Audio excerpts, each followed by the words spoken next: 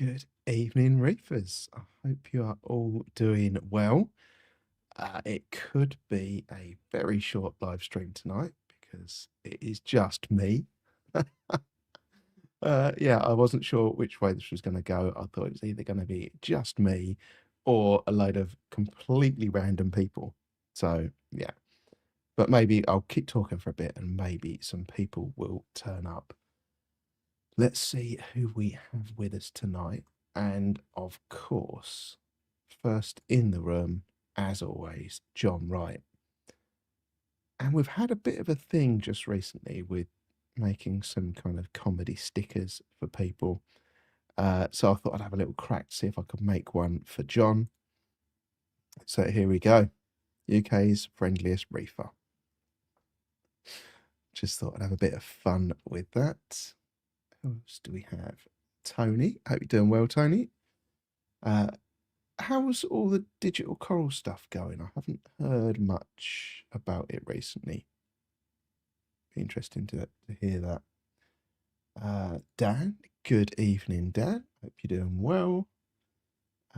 Who else do we have? Terry, good evening, Terry. And anyone else? I'm sure we've got a few more in here.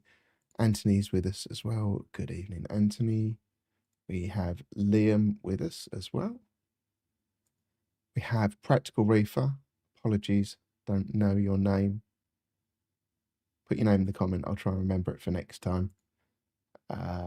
Anyone else? Lee. We have Lee. Good evening, Lee. Drive safe.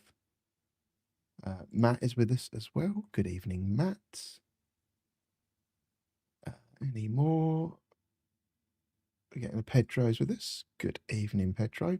Tank tour at the weekend. Very much looking forward to that.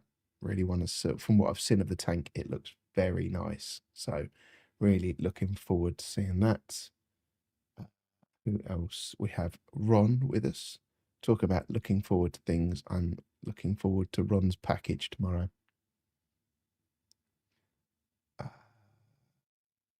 Oh, is there any more? Jupa, Julie and Paul. Good evening. I hope you're doing well. And Dave. Good evening, Dave. Reefy Reese is here as well. Good evening, Reese. Good evening, Chris.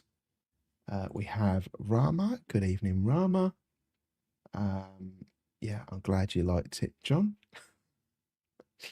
Gary's with us as well. Good evening, Gary. Yeah, it was good to see you at AAC on Sunday as well. Good afternoon, Emma. Hope you're doing well.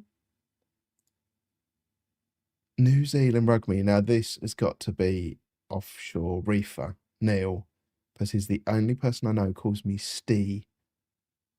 So, good evening. Good evening, Chris. Good evening, Mark. Anyone else in here? Got any? No, we're up to date. As you can see behind me, oh, I got it on the right side. I have a fish trap in my tank because my cleaner wrasse is being a complete dickhead to my stripy blenny.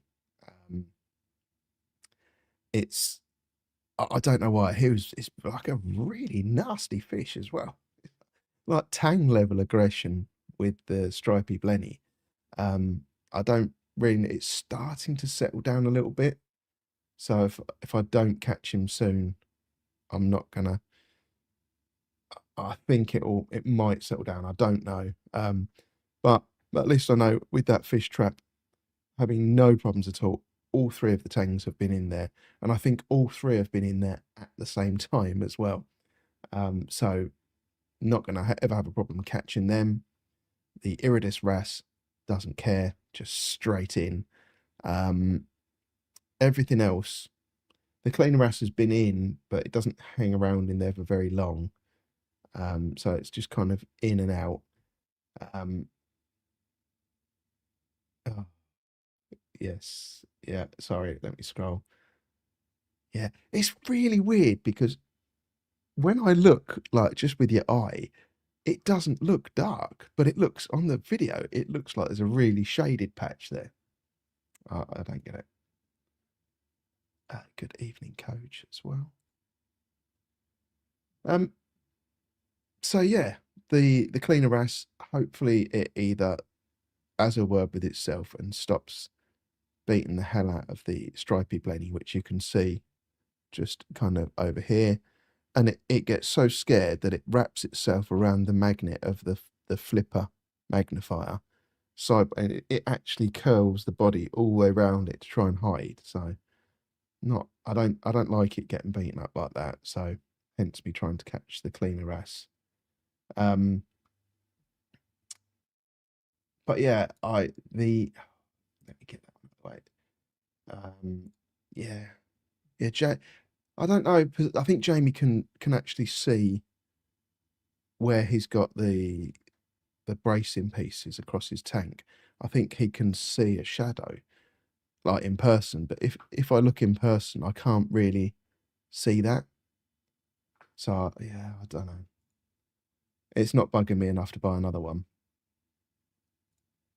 It's a good call. Yeah, I tried. Like I say, the tangs are going in it just fine. I did have it on the sand to start with, but yeah, nothing went in it at all when it was right by the sand. So I don't know. I can give it a try, can't I? I've got nothing to lose. Um, let's go through a bit of news, and then hopefully we'll have a few more people in the audience, and I can ask a question as well. So let me click on this article here, move a few windows around, and then share my screen for you. There we go, and add to stage. Right, so there was one article here. It's about Malaysian corals that have been banned since 2019 when their Minister of Tourism put a blanket ban in. So they wanted to focus more on ecotourism than kind of the collection and sale of fish. It sounds like it kind of backfired because there was lots of fish and coral being collected and then sold from Indonesia rather than Malaysia. And they've lost all of their money, and it's impacted a lot of businesses there as well, cost thousands. So a company in the US called Vibrant Corals, it's Vibrant Corals and Fish or something, have kind of been constantly beavering away trying to find. Oh, got a friend. Good evening, Matt. Good evening. Feel like deja vu. I feel like I was here last week. Yeah, strange that. However, I'm in front of a tank, so. Oh yeah. It's live. You know what? I didn't pick up on that first time round. Let's finish off the Vibrant Corals thing, and then we'll come and have a look at your tank. No, don't look at my tank. It's fine. Oh dear.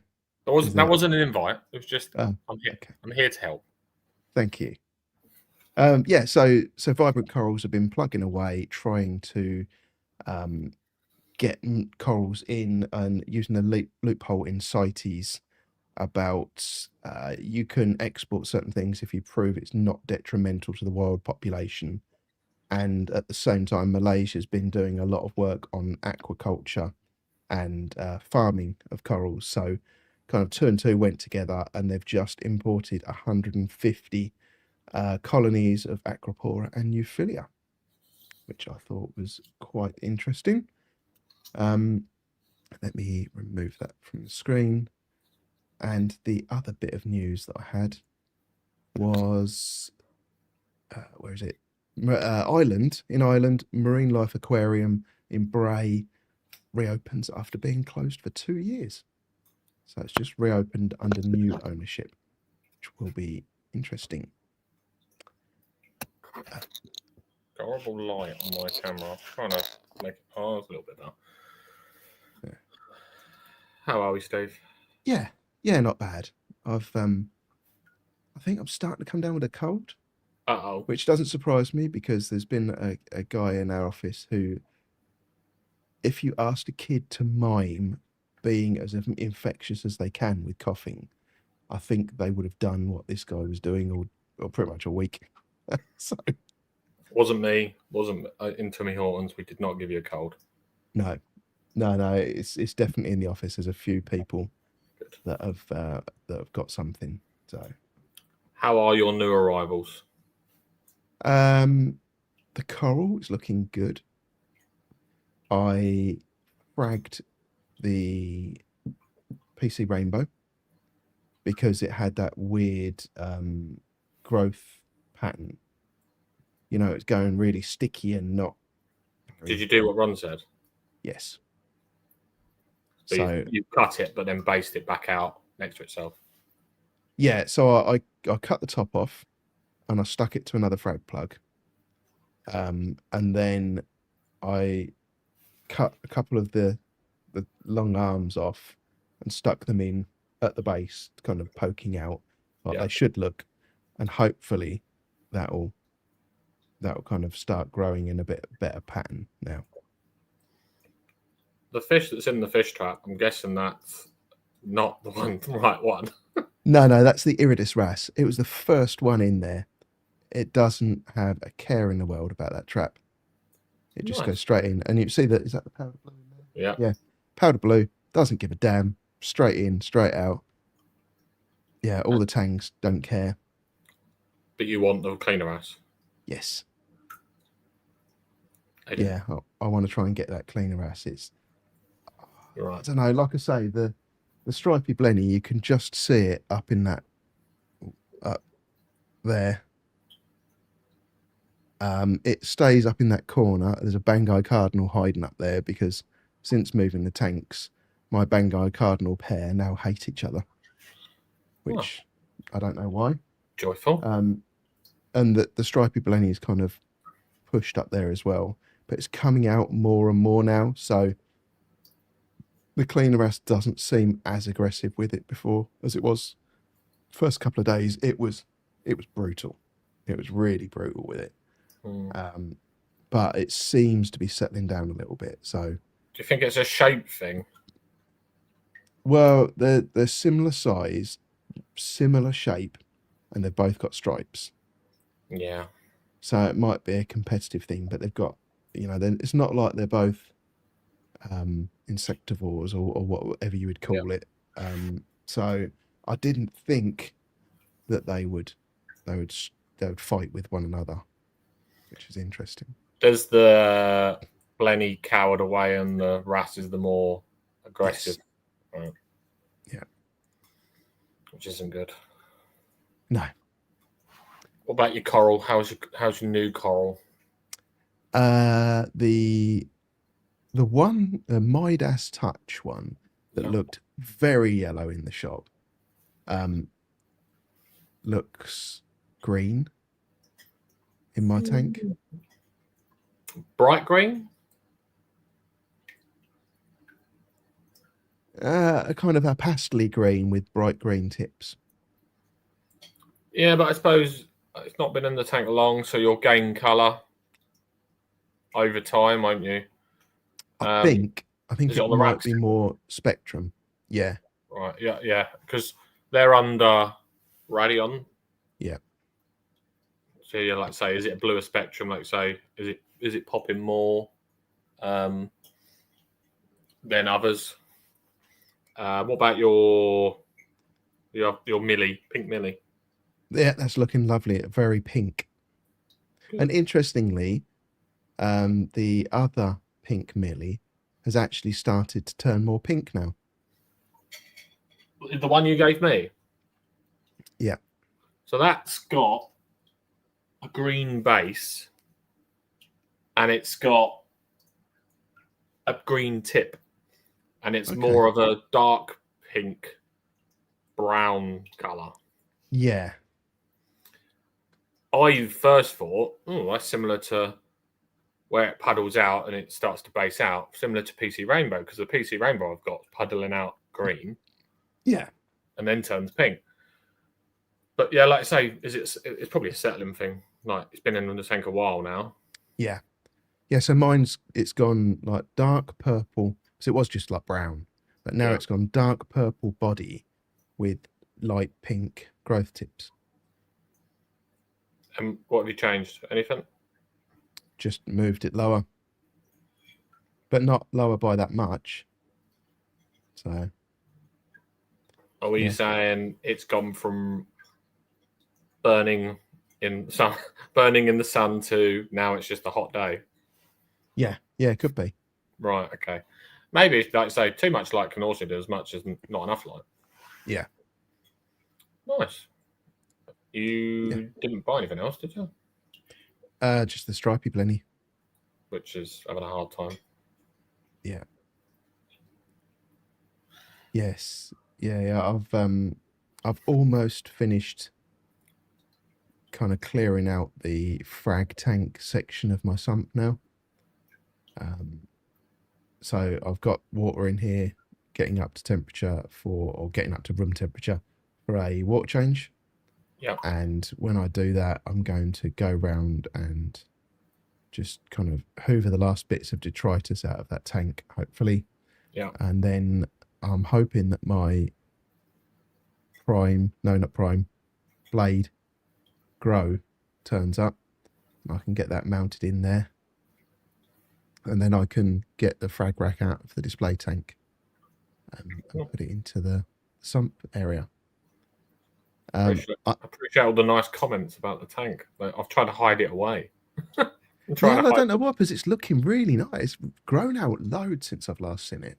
I'm trying to hide it away because at the moment things are in a goodish place. I've got some cyano issues, which I think I might have worked out what the issue is. Was it what we were talking about? Yeah, I think it's potentially an overdose of trace, of a certain trace, but I'm not sure what. But so my plan is to do an ICP, see if that proves my theory right. If something's on the higher spectrum, if it's not, back to the drawing board. But so currently, I've turned all trace dosing off, and I'm just dosing the 2-part to see if that makes a difference. Yeah. But yeah, it's looking all right. I'm losing fish though, and I don't know why. Yeah, that's not good, is it? RAS seem to be on the decline. I'm not 100% sure why. I can't really put my finger on it. I'd like to get more, but we can't get a disease test, can we, on our tanks yet? Can't think what it's called. Aquabiomic? Yeah, aquabiomic. I don't know if Oshamo do it now. Because what I was thinking was, is there a... But then I suppose the other RAS is doing all right. So I don't know. I'm thinking, or is it, like say, Liam could be right. Is there a bobbit worm or something in there? Is there something eating it? They just seem to disappear overnight. I had 3 because I rehomed one due to aggression, and I'm now down to 1. It could just be finicky feeder. The 2 that, well, the one I've got left is a peacock, no leopard, and I lost a peacock. Don't know. Been gone about a week now, so I'm starting to. I wonder if you can get frozen shrimp and then do this. Well, especially if you've got a red flashlight. I tried that a couple of months ago when I lost another RAS, and I thought, and I did the bottle trick reverse with a shrimp, sat in there, and all I caught was the Zero snails. Yeah. And I think I caught a RAS or a bacillot or something like that in the something like. But I think I need to purchase a red light, and I probably need to sit up till the lights go out, leave it a couple of hours, so say midnight, and then just go shining in there with a red light to see if there's anything poking out the crevice. Yeah, especially if you can get a shrimp and a long pair of tweezers or something, and just kind of because you can put it in different areas and see if you can excite something to come out for it. Yeah. Is it an angry crab? Is it an angry worm? Who knows? But like, I'm just cautious. I'm not going to add anything else for a while, and I'm going to maybe do some investigation of what's going on. Yeah. But yeah, it's all going well. I would say this tank and the other tank on about par. I think the maintenance side of it,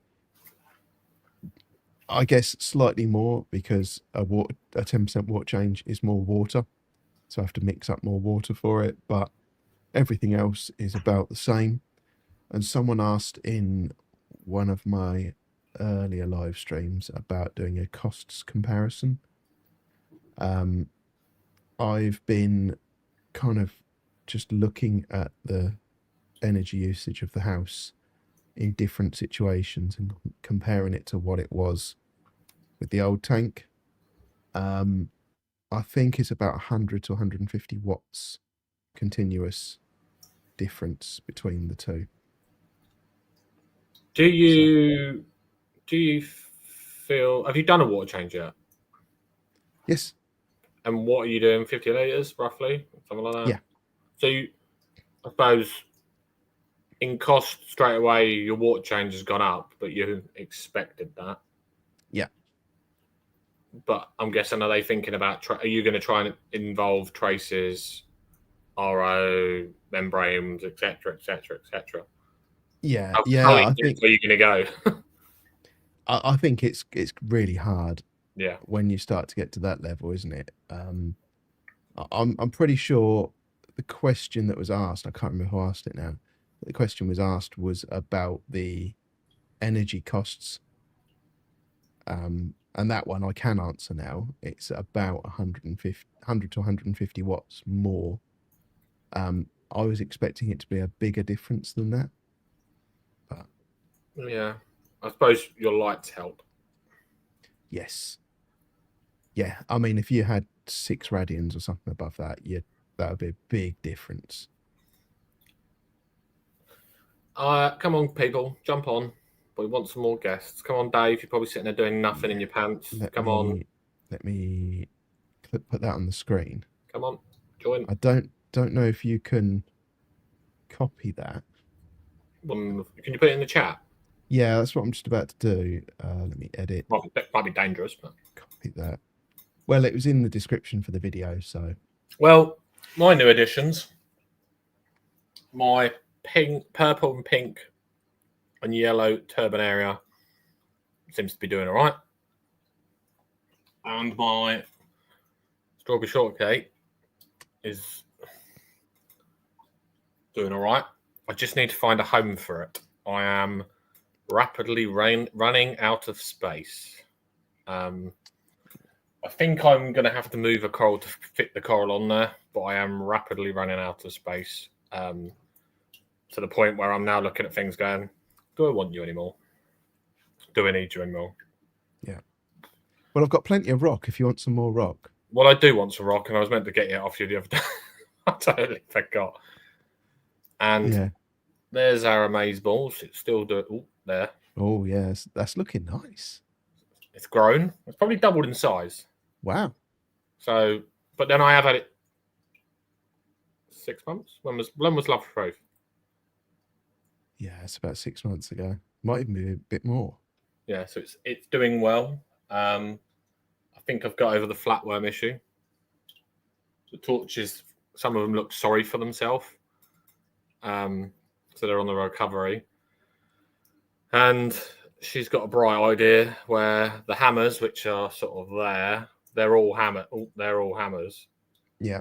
They are all going to be split up, and there's going to be some more rock put in there. And I think the torches are going to come down. This sour rock's going to come out.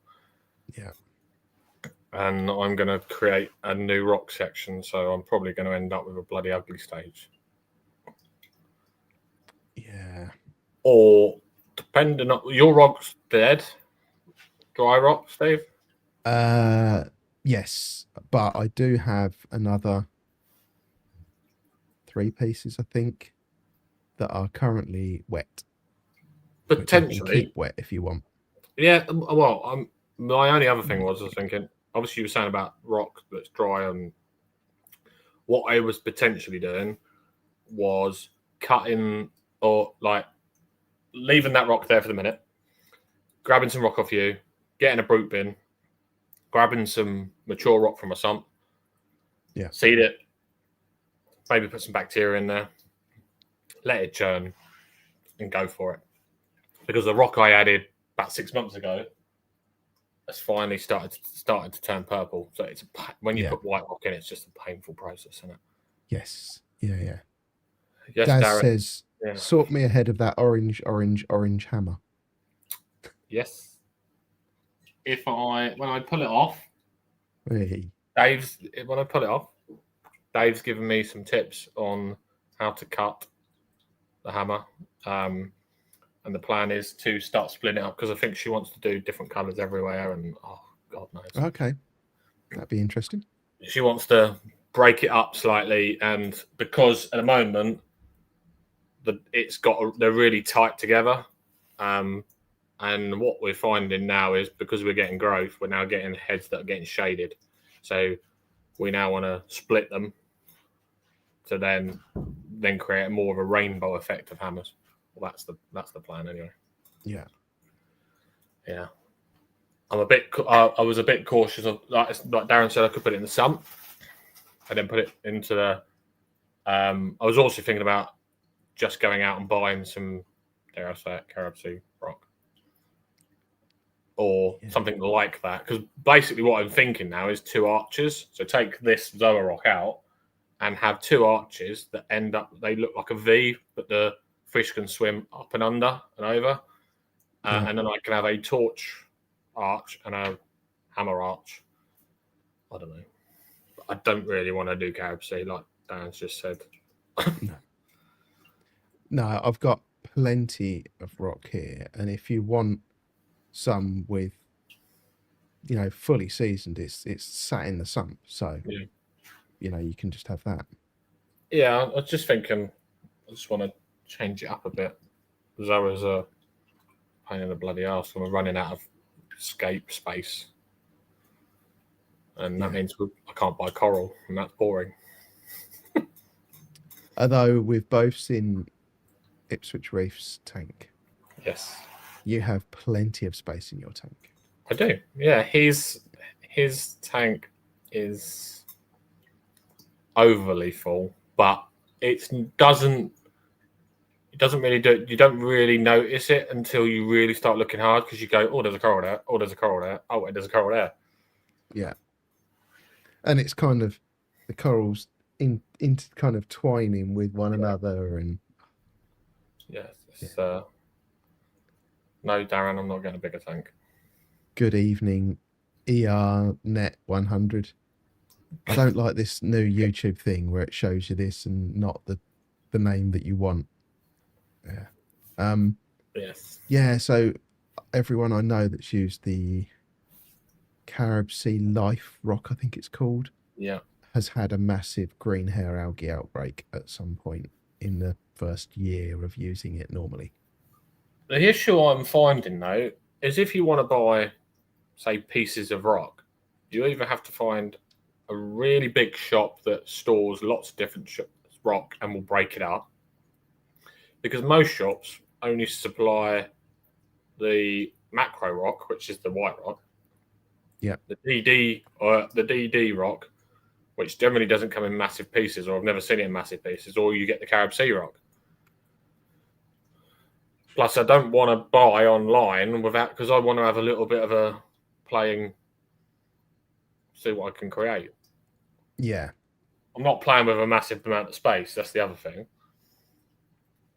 At the moment, I'm playing with the Zoa rock with the Zoa rock's on like an angle, and then the torch rock is like that, which then sits on a rock behind it.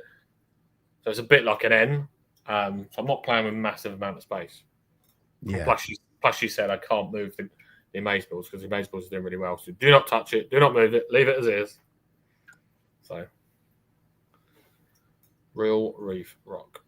So that is what I made the structure there and the one in the middle out of. Is that And £43 per arch? yes, Whew. yes, I think you can buy a box of arches as well, but it's quite expensive. Yeah, And I see they don't have any stock, but I know that Matt Aquatic now, who distributes Real Reef, yeah. is looking to kind of increase the footprint of this stuff in the UK. So hopefully we'll see it at more shops in the near future. I was going to move the Space Invader chalice to here, where this, and then since you've said it's now Space Invading, Yeah, and it's actually really really aggressive, and I gave you that cut off, I'm not gonna leave. I'm gonna leave mine as it yeah. is. So on, hopefully you can still hear me. So there's a platform here that you see. It's got a Goldmeister chalice on it, and on the other side of it was the Space Invader, and half, well, not half, but there's a good few sting marks and exposed skeleton on that chalice there now. So Jeez. the Space Invader is right over the back, out of the way. Problem is, it's a really nice bright coral. Like Yeah, so, like mine. I don't know if you'll see it. Oh, you can see it in the back corner through the arch. no, I can't. Center of the picture. Yeah. Oh yeah, yeah, I can see it now. Yeah. So it's in there, and it's on the back wall. A bit close for the tank that was. Yeah. So it's there. It's probably a nice space away from everything because people used to say to me, "Oh yeah, it's quite aggressive," and I was like, "Seems all right." And the way Chris had it in his tank, it was all right. But clearly, you've proven it is aggressive, and I'm not going to put it anywhere near it. You need Is it you need aggressive it to other set. charities though? I think it'll be aggressive to anything those sweepers can touch. Right. Okay. And I think when I first put it there, I had my wave maker on the, oh god, my brain's pickling now. There we go, on this side of the tank, Yeah. pointing in, and now they're on the back wall pointing forwards. So where I put it the first time, it was blowing all of the stingers away from everything out into the middle of the tank. Right. And then when I put it to the front, it now allows them to kind of go left or right. And yeah, they went left and stung the hell out of that other chalice. So now you're. How many months you had that tank now? 2 months. Getting 1 there, month. yeah. Yeah. 2 months almost. What's the future plans? Is there any more equipment going on it? Is it sort of now it's just coral and fish and enjoy it? Uh, Any more wave makers? Any more? yeah, so I would like more flow. It definitely needs a bit more flow. But I was thinking about a gyre, Yeah. a reef wave 45. Yeah. That's what I've got. Like it. So I was thinking about that. Other equipment wise, I think the only thing that really springs to mind is I would really like to move from the Apex to the new Red Sea Reef Would Control. you? Yes. Even though you invested in Apex, got a Trident. Yeah, I mean it would. Oh, it would have to be once they've got a Trident alternative. Right. But yeah, I just think you look at Apex and it's so dated. They've not updated anything on it. I need to see if they. It'll be interesting if the probes last long enough. Because with the Apex, you can buy knockoff probes for quite cheap and put them on, and then it doesn't matter if they only last 8 months or a year.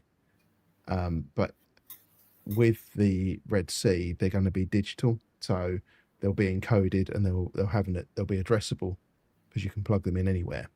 Yeah. So you won't be able to get a knockoff version. You No. are Red Sea probes. That is it. Yeah, I think when I looked at the prices, and it was some of the probes were quite expensive. You Yeah. don't mind that if they last a good few years, not if they Yeah. last 6 months or you need to do a pH every year, or that's when it starts to Yeah. become costly and it won't become very effective. Yeah. Yeah. Yeah. We had some questions. Where did they go? So John said about live Ocean Direct or Ocean Direct live sand.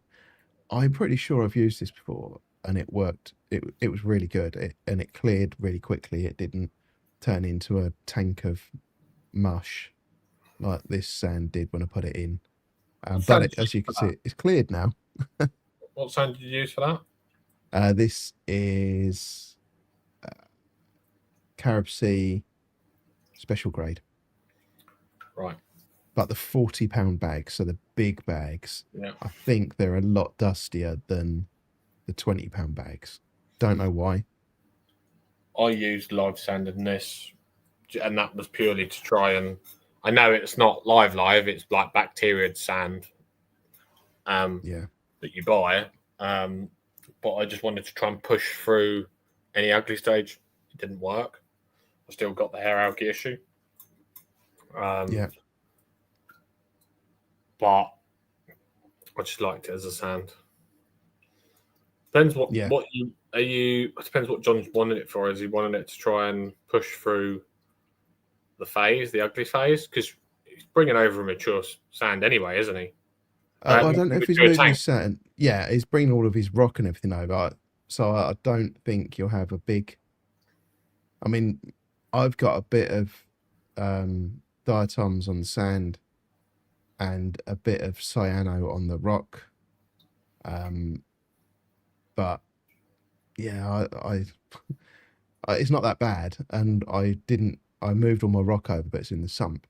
If that was in the DT and none of my rock had any cyano on, there was just a bit of diatoms on the sand, then I don't know, I don't think it would look that bad at all. Because I was going to say, how much do you use? You use way more than that, do you? I had four £40 bags. Yes. I could have done it in 3, I think. It's a lot of money on sand, isn't it? Yeah. It's a lot of sand. It's a lot of weight for sand. Yeah, well, I've worked out that the tank with water and rock and everything is 1,200 kilos. Wow. Good evening, Dan. Good evening. Good evening. All right. Who's going to be the fourth? Come on, someone's got to join, isn't they? Come on. Well, Daz says Come on. he wanted to join, didn't he? And Mark said he might join. I was just trying to sort the kids out, so apologies for being a little bit late. Come on, guys. Get stuck in. Jump on. No need to apologise, mate. You didn't have to come on. Jump on. I was listening. I've been Appreciate you listening, coming mate. in. I've been listening. For that. Pedro's probes have been working for 5 years. Back in a sec. Nice. I had all sorts of problems with mine, but replaced them for knockoff ones and they all work quite well. So happy with that. Woody's Reef says it's had the same temperature probe since 2012. Wow. That's good though. Wow. If it still works. Yeah. That's phenomenal. I wonder if has he tested that alongside someone else? Yeah, let us know. Let us know if you've let us know if it's also still reliable. Yes. Yes. Did I hear Matt say you had a couple of new additions? Yeah. Fish. Yeah, one of them's a fish. I have a stripy blenny there. Yes. I can see him. No, he's in the corner there. He's still in that, right up in that top corner. That was the cleaner wrasse that I was following across the tank then. Is that the one? Is it the cleaner ash we're trying to catch? Yes, because it's been a dickhead to the blenny. Okay. I don't know if I have still got the picture. Yes, I do. So add that to the stage. Remove that one. I had to do a There we go. double take when I saw Matt sat in front of his tank. Yeah, it's I tell you what, when you see the picture that you took ages ago over and over again, and I then you know. see what it actually looks like, you think, wow, the amount it's grown in that time. He needs to show it off a lot more than what he does. It's a really, really nice reef. Yeah. So these are the two Those that are I nice. got on Sunday. The one on the right is supposed to be a Midas touch. It's supposed to be gold. It looked gold in the shop, but it just looks like this kind of pastely green, little bit of purple, and then light green So, tips. And then yeah, I've I can see the little bit of purple in it. Yeah. yeah, and then on the left you can see the pink millie that looked similar to this, and it's got like green growth tip on it. You can see on the right hand branch at the very tip, Yeah. it's green. That looks quite nice. That's a nice shape frag, isn't it? That's nice. That. Yes. Yeah. So I got those, and then behind them I've got a couple of frags from Ipswich Reef that I just wanted to get in and let them settle a little bit before sticking them on in place On the rock work. so, yeah. I've got that, and then I have a special package arriving tomorrow, which I'm very, very excited about. Do you know what you're getting? Yes. Oh. Well, so I handpicked. Oh, what are you getting? What I was going to get. I can't remember the name of them all now. Chernobyl Chode. Lovely name. You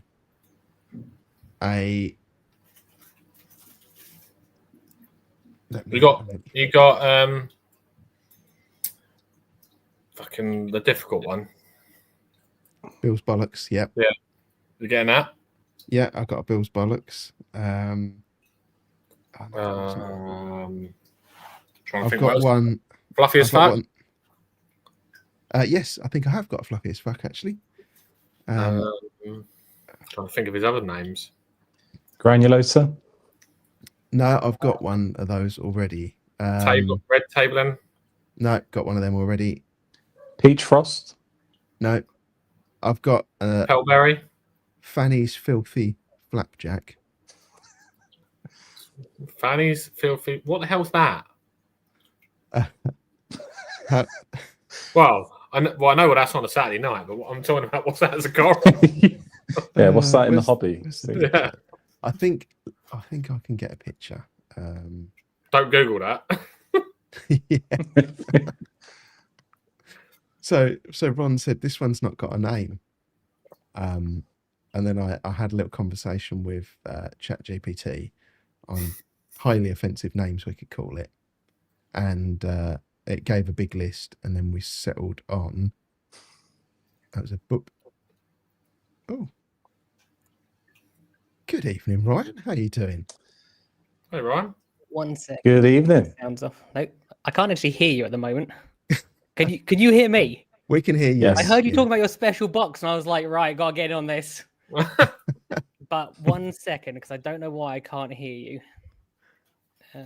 Right, not microphone. Is that any better? Can you hear us now? 1 second. No. You'd think that I would know how to do this, wouldn't you? Yeah, come on. You're supposed to be the most professional of all of us. It's meant to be coming out the speaker. I don't know why it's not. Let me see if I can add that's that not good. picture.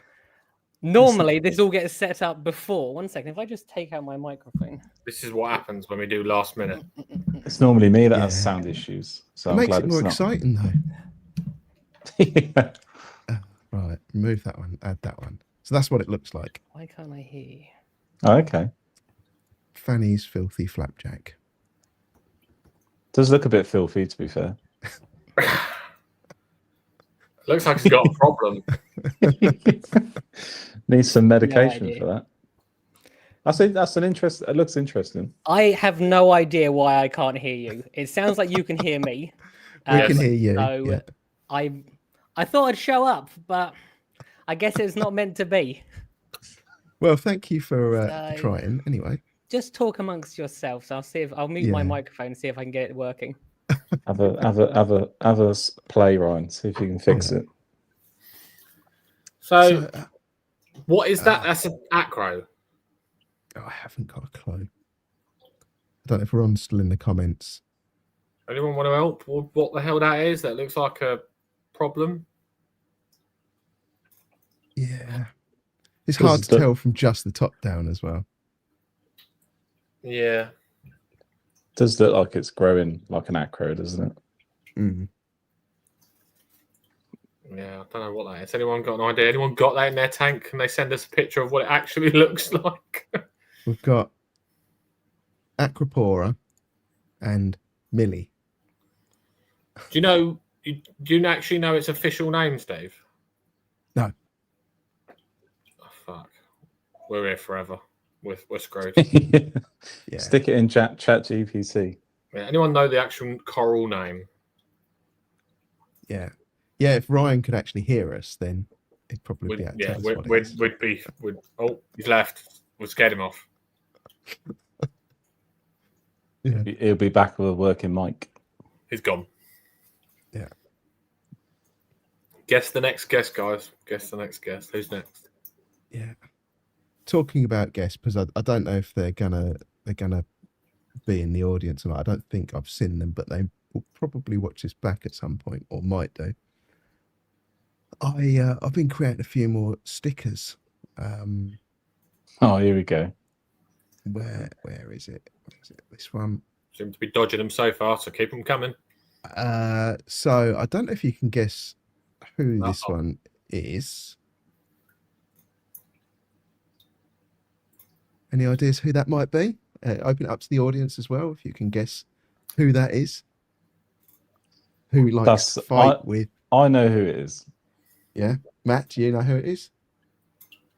We'll see. We'll leave it open for the audience to see if they can guess. They're a Reefy AF member. There's only one Which is a bit person of I a know clue. that hates clowns as Oh. much as Matt.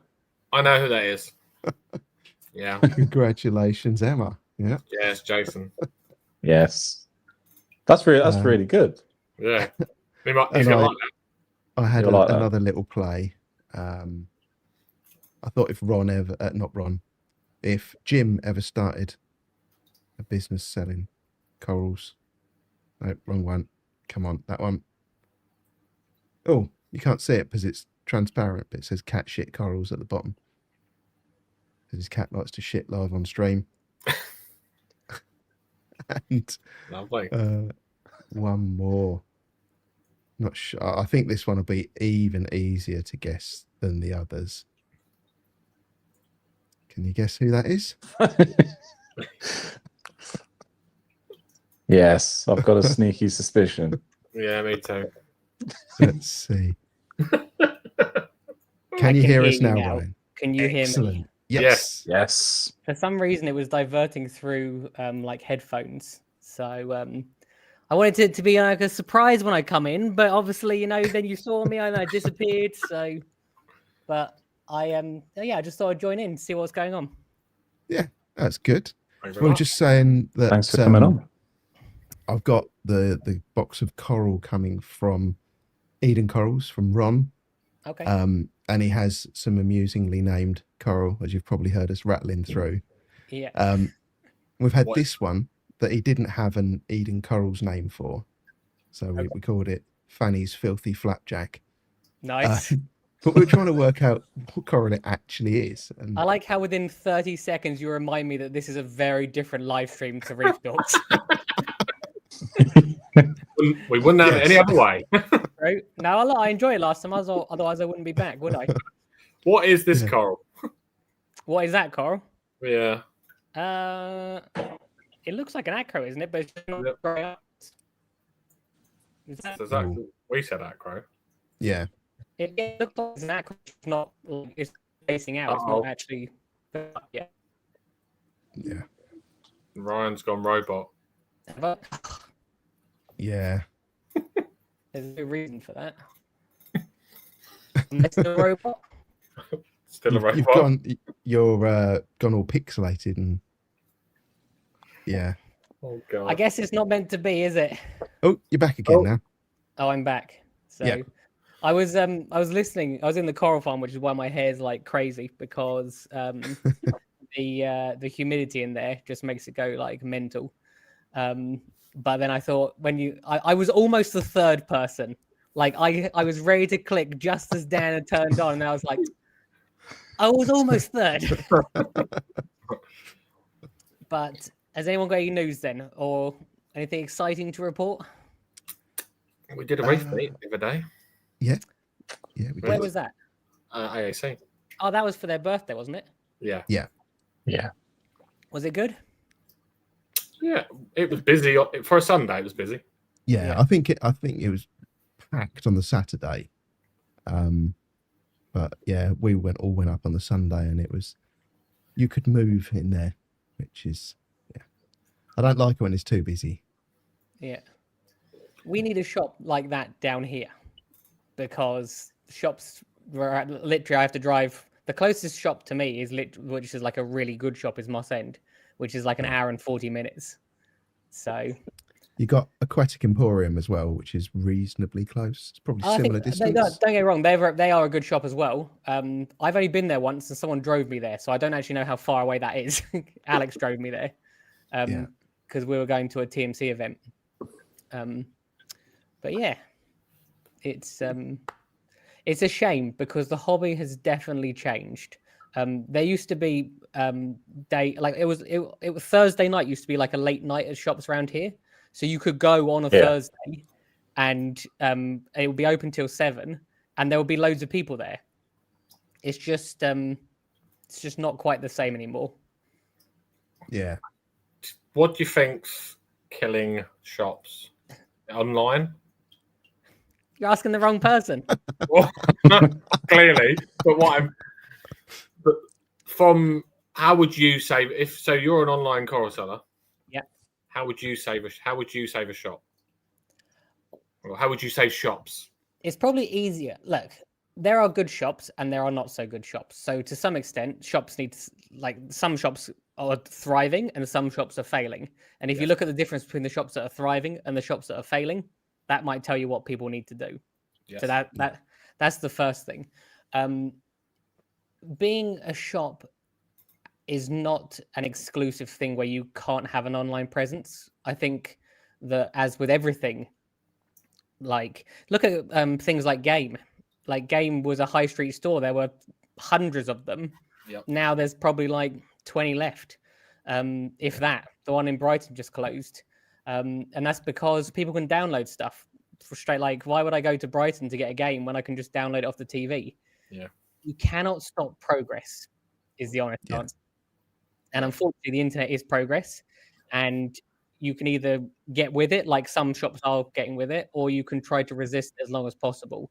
But I saw like a Reef Builders article a long time ago, and they were talking about how a lot of the shops are annoyed at people that are selling coral online. But Reef Builders, I'm not quite sure how they got to this conclusion. Reef Builders were basically saying that actually it's more of like Amazon, which is the biggest problem, or it's probably a combination of both. If I'm honest, it's like I'm not going to pretend that I'm not part of the problem, because to some extent I am. But if you can buy 5 or 6 corals all at the same place from a trusted supplier, then there is a downside. Obviously, people have to spend 15 to 20 quid on postage, so that's already something which is like hard. Like there's an incentive not to buy through an online person. Yeah, but I feel like this conversation got like deep very quickly. I think shops are starting to open again, though. There is other new shops coming around, and there was a shop that opened probably about an hour and 40 minutes from me. I never went there. People said it was great the first day. Within a year, it was closed. I believe it's closed. I think that it's a very, very hard thing to do. And I think that I could probably do it, not only because I have a lot of presence, if you see what I mean. Like, do I think it would be easy? No, not at all, not even remotely. And if I did do it, I absolutely would have a very strong online presence as a shop. Yeah, because that's what I think is required. Do you think doing an online website alongside a shop is? Do you think they find it difficult just because of time? Do you think it's just the 100%. Effort to? Yeah. Like, I wouldn't be able to do what I do now if I had to go and serve people. So I will spend literally from like, if I organize all the boxes in advance, like the day before, let's say I'm just shipping. So, and you can only ship between certain hours because obviously those are opening hours for a shop. So I will start shipping probably at 9 or 10 because and then I will be shipping right up until 3 usually. So, and that's hundreds of corals.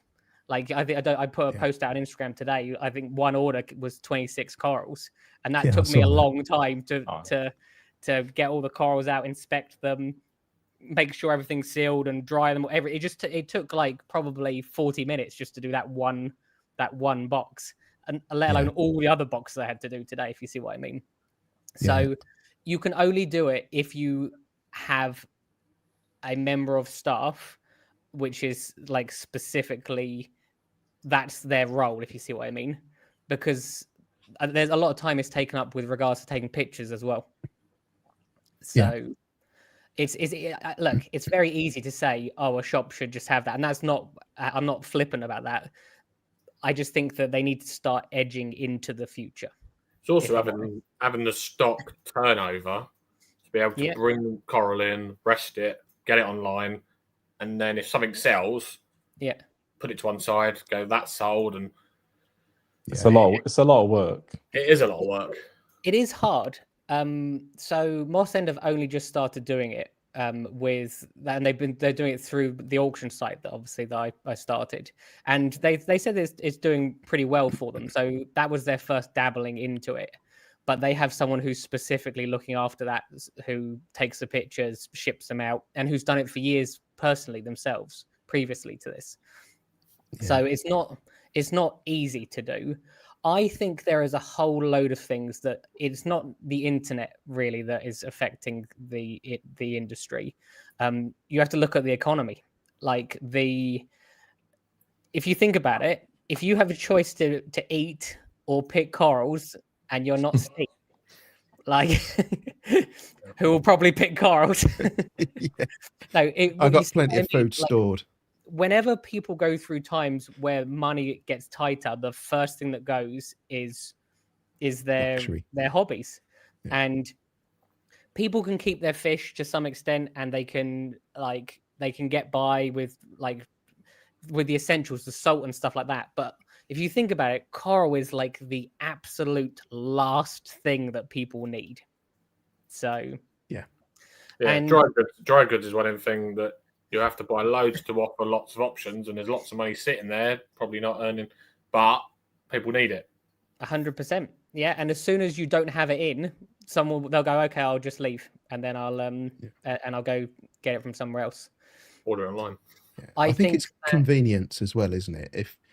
If you can go to a shop and they've got a really wide selection of really good coral, then you don't mind paying more than you might be able to get the same thing for online.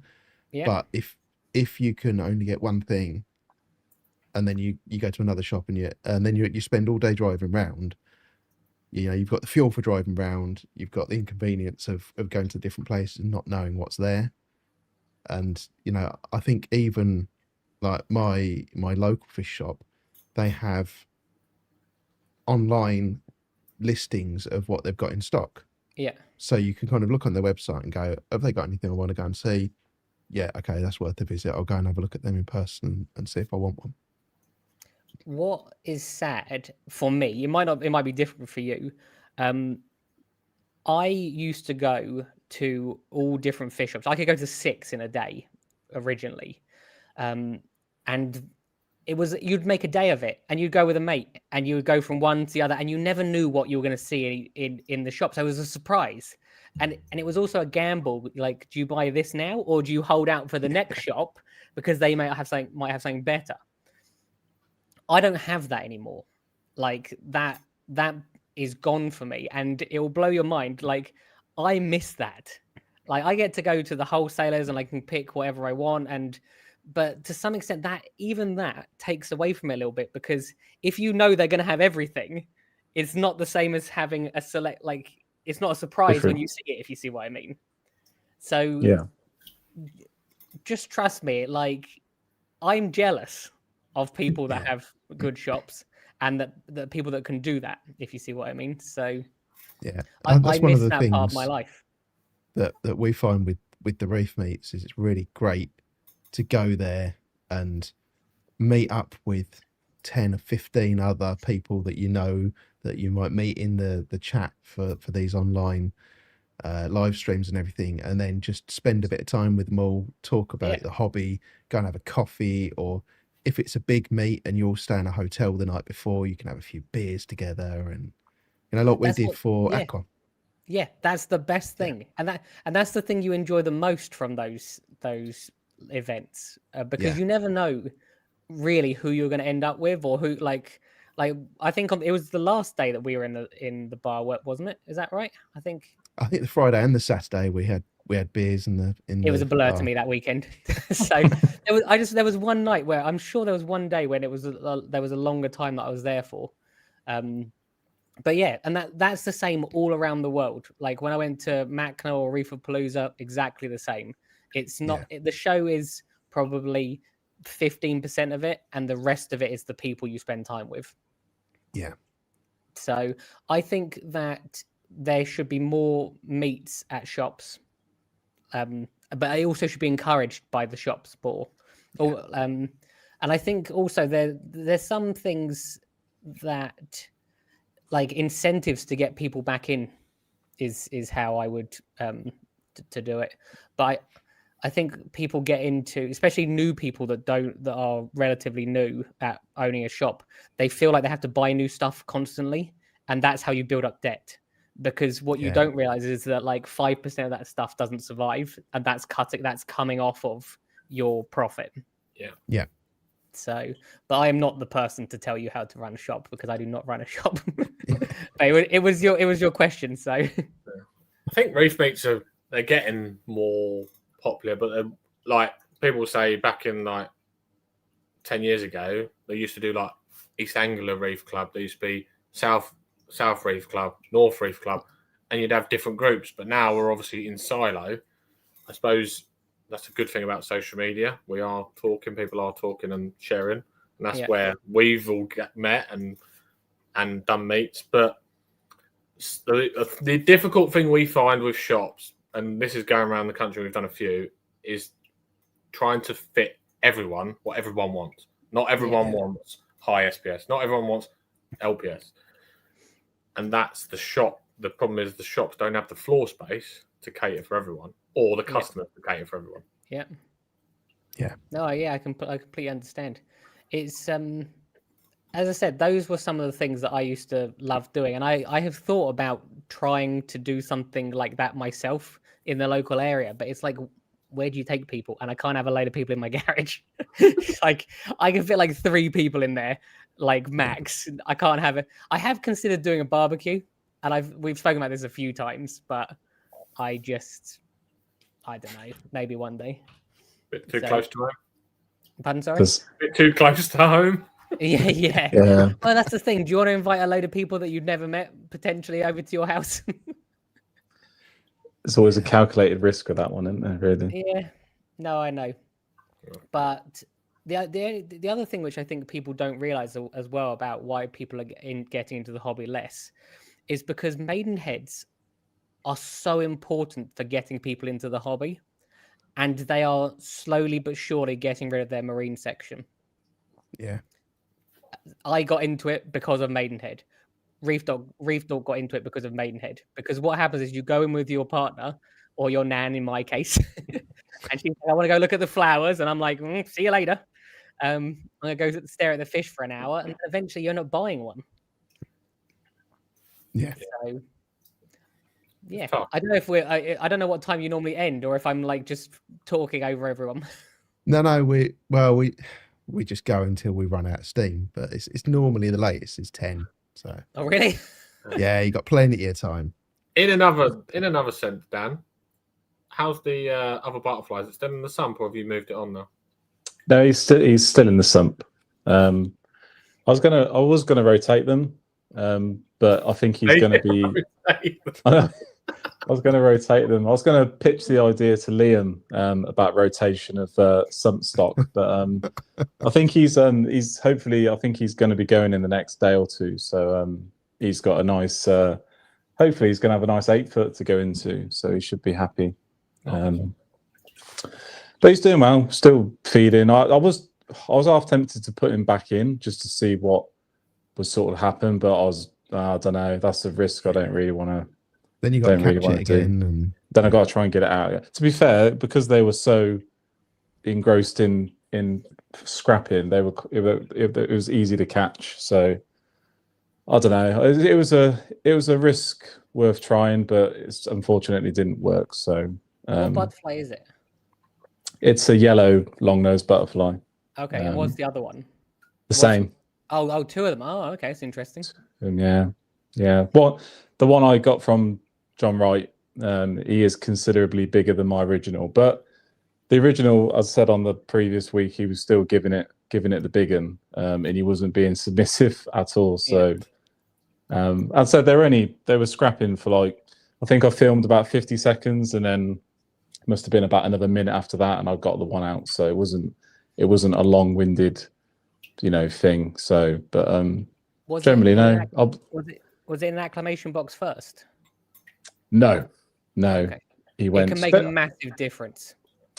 So he went in. He went on the Sunday. Picked him up Sunday. Went in and didn't really see anything that was concerning. I thought I'd done I've been on a stream and everything looked fine. And it was Friday night. The Friday night after, I just happened to glance over when I was watching a Reefers Network stream, and I saw a load of sand get kicked up. One of the Tomini Tang was looking a bit sheepish, and I thought, what's going on here? I looked in the corner, and they were just doing a sort of devil dance around each other, and that was it. So it was just to grab the net and get one of them out. So but have you looked to see if they how you can sex them? Well, I suppose there's not that information widely available. I did look. I don't think it's not that easy. I did speak to Tom Mantis Reef, and he did say, if they're not a male and female, you can have big problems. You do see them sometimes. You can see them in a big tank and with multiples, half a dozen or a dozen. But obviously, tank size is one thing, and obviously just the individual fish as well. So he did say it doesn't always go to plan. Yeah. I'd say if I was going to have him longer, I would definitely rotate them just so they get a chance to pick at the rockwork and stuff like they do. But he's still being fed. I'm probably I always overfeed anyway, but I'm probably more than overfeeding now. So I'm expecting my phosphate to go up a little bit in the next week or so. Yeah. I would consider trying it again in an acclimation box, only if you want to. It makes a massive difference for angelfish and tangs, so I don't see why it wouldn't make a difference for a butterfly fish. I think I've got 8 copper bands now, and most people can't keep one, if you see what I mean. And what I realize is if you put them straight in, they get attacked and they stop eating immediately. Whereas if you put them in an acclimation box and leave them there for a week, everything ignores them, and then after that they're fine. And dwarf angels are the same. They are like absolutely some of the most savage fish to each other when you first introduce them. But if you introduce them slowly, you can usually get by with it. I had 7 at one point. So I'm not saying I'm not saying it'll definitely work. I'm just saying it might work if you really want to try it. Yeah, Well- no, I'll probably just move him on and learn my lesson. But you know, it was worth a try. I don't regret trying. Like I say, if you don't try, sometimes you don't know. So, but yeah. Any update with the water box, Ryan? Mine? Nah. Gotta try. I have a lot of coral to deal with in the coral farm. So the concept of having a third tank that I have to look after is awful for me. Pulse Xenia and GSP, just let it grow. Look, I've got some lovely fish in there. Like, Yeah. and I actually I love the fact. Do you want to know a secret? One of my customers came the other day, and he said, "Oh, when was the last time you did a water change with the water box?" It was probably like 6 weeks ago, because when you don't have any coral, and my nitrate and phosphate, it's like magic, that tank. They're like low. I don't have any problems, and I've not done a water change for 6 weeks, and I will probably do a because I can do like a 90% water change on that with an automatic water change. Like, it takes me about an hour to do. So I will do that, and then I probably will just leave it another 6 weeks, probably, because when this becomes, you'll notice no fish shop owners have fish tanks at their house generally. Some might, but most of them go, no, I've had my share of fish. Yeah. I love the tank. I just don't want the hassle of having a third thing. I will probably do something with it in the new year, but I'm about to have a month off because I don't ship in December. Yeah. So I might find my love for it then, but we'll see. Watch this space then. Yeah. It's always it's difficult shipping in December because of Christmas, because you can go. I actually keep track of how many boxes go missing throughout the year, and they go from like hardly any going missing to sometimes like 30% of them going missing in December, and it's just not worth it. Wow. They're not missing; they get delayed. Yeah. People are reporting Royal Mail are having some tough time already without Christmas. I sent a tracked 24 envelope to Scotland, and it took almost a week. Yeah, envelopes aren't a priority for them. They're too busy shipping my boxes. To be fair, at least there was nothing in it that could die. Yeah. So. No, look, it trust me, it annoys you when it's when I ship boxes, they're packed for a 48-hour delay, and generally speaking, they always arrive within 2 days, and usually, more often than not, everything's fine on the second day. Not always, but I always I look after people if it goes wrong. Like no one ever has to worry. But yeah, going into Christmas, there was one time when I sent like 20 parcels, and I think 12 of them didn't arrive. And I think it was like the 9th of December or something. And I flew to America a day later. So I arrived in America, I had a load of angry emails going, where's my parcels? And I just went, you know what? I'm not doing this anymore. I just which is why I always do a discount in November to try to clear as much out, to try to double the amount that I would normally earn in November, so that it covers December as well. Yeah. So. Makes sense. Well, we've got a full panel and we've got a load of people watching. I'm going to take the opportunity for all of the shared wisdom we have here to get some help picking what I can maybe add to my tank next, fish wise. Okay.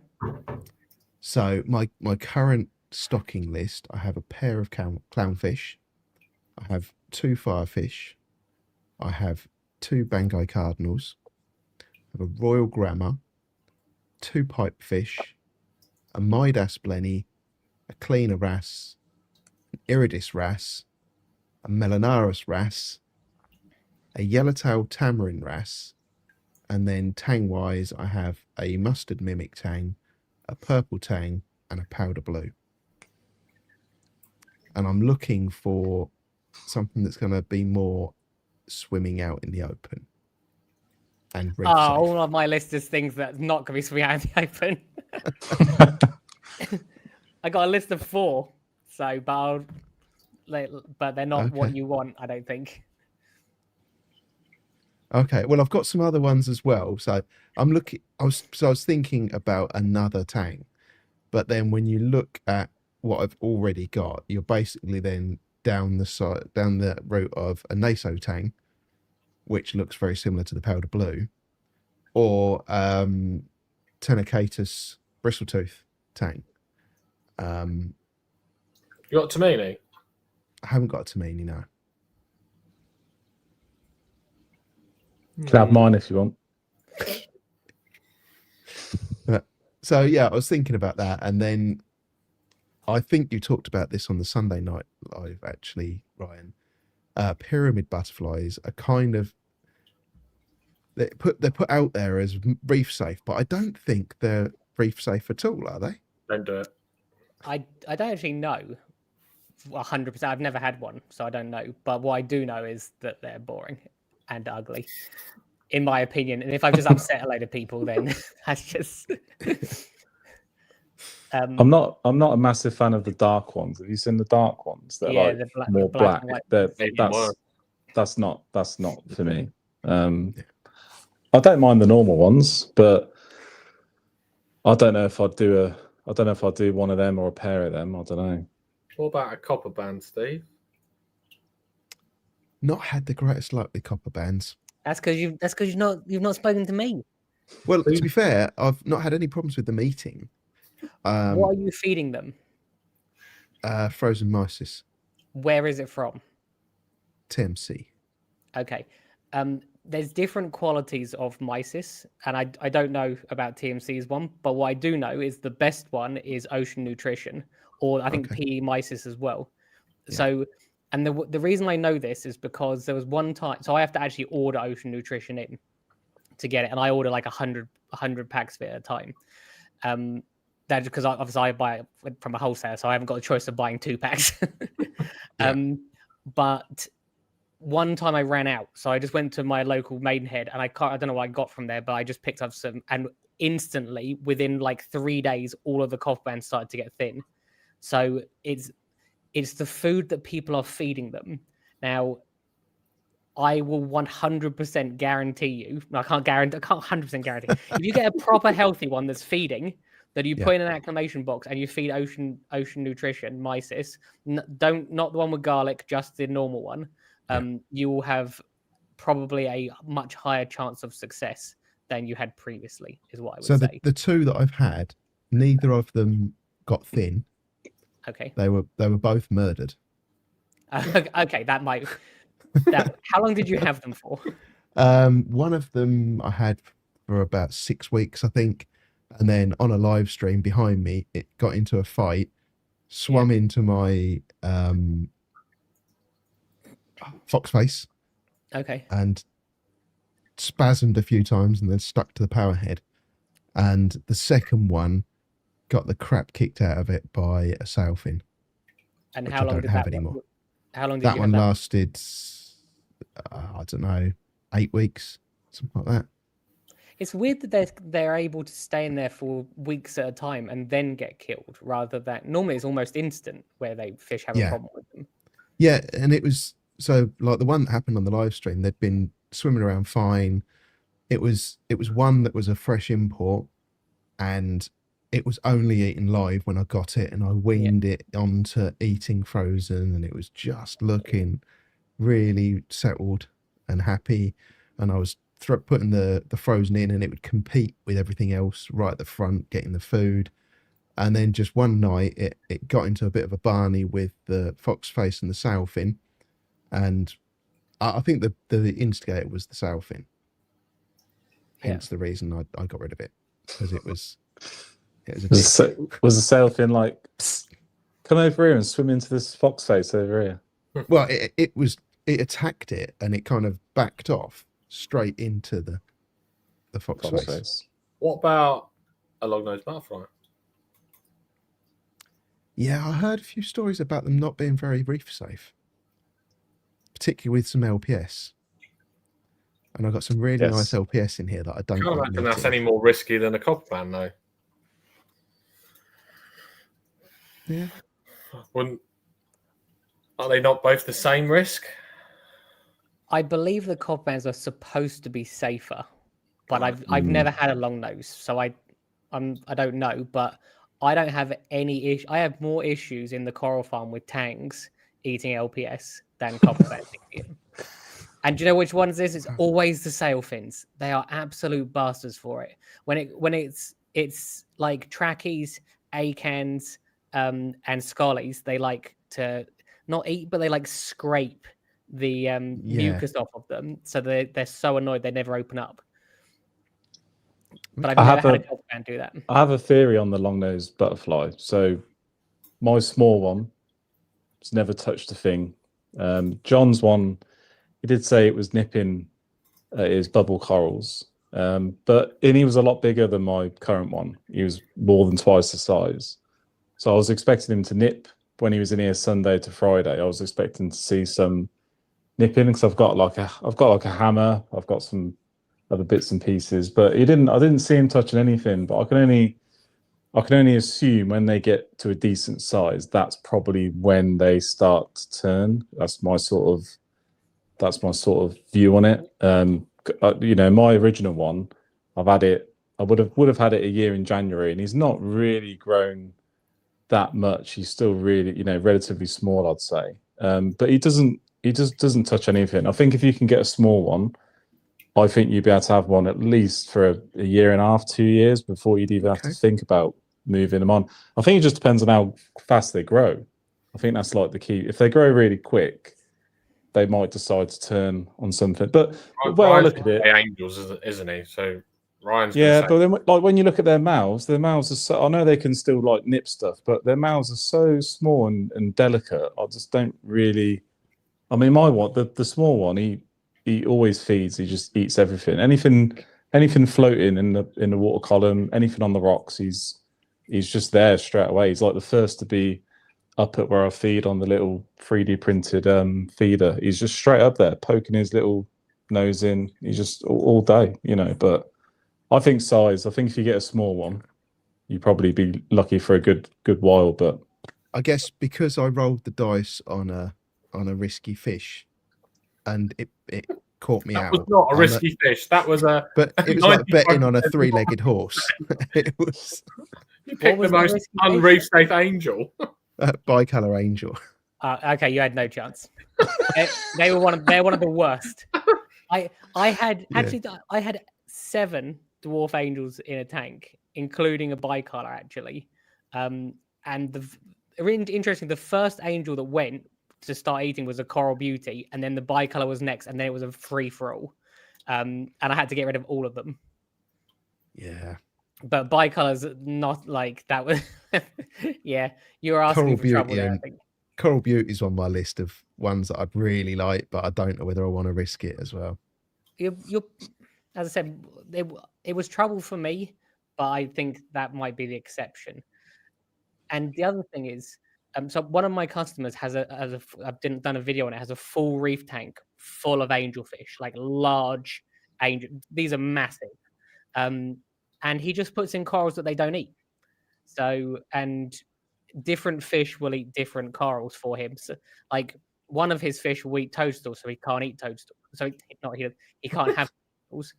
His regal angel will eat zoas, so he can't have zoas, for example.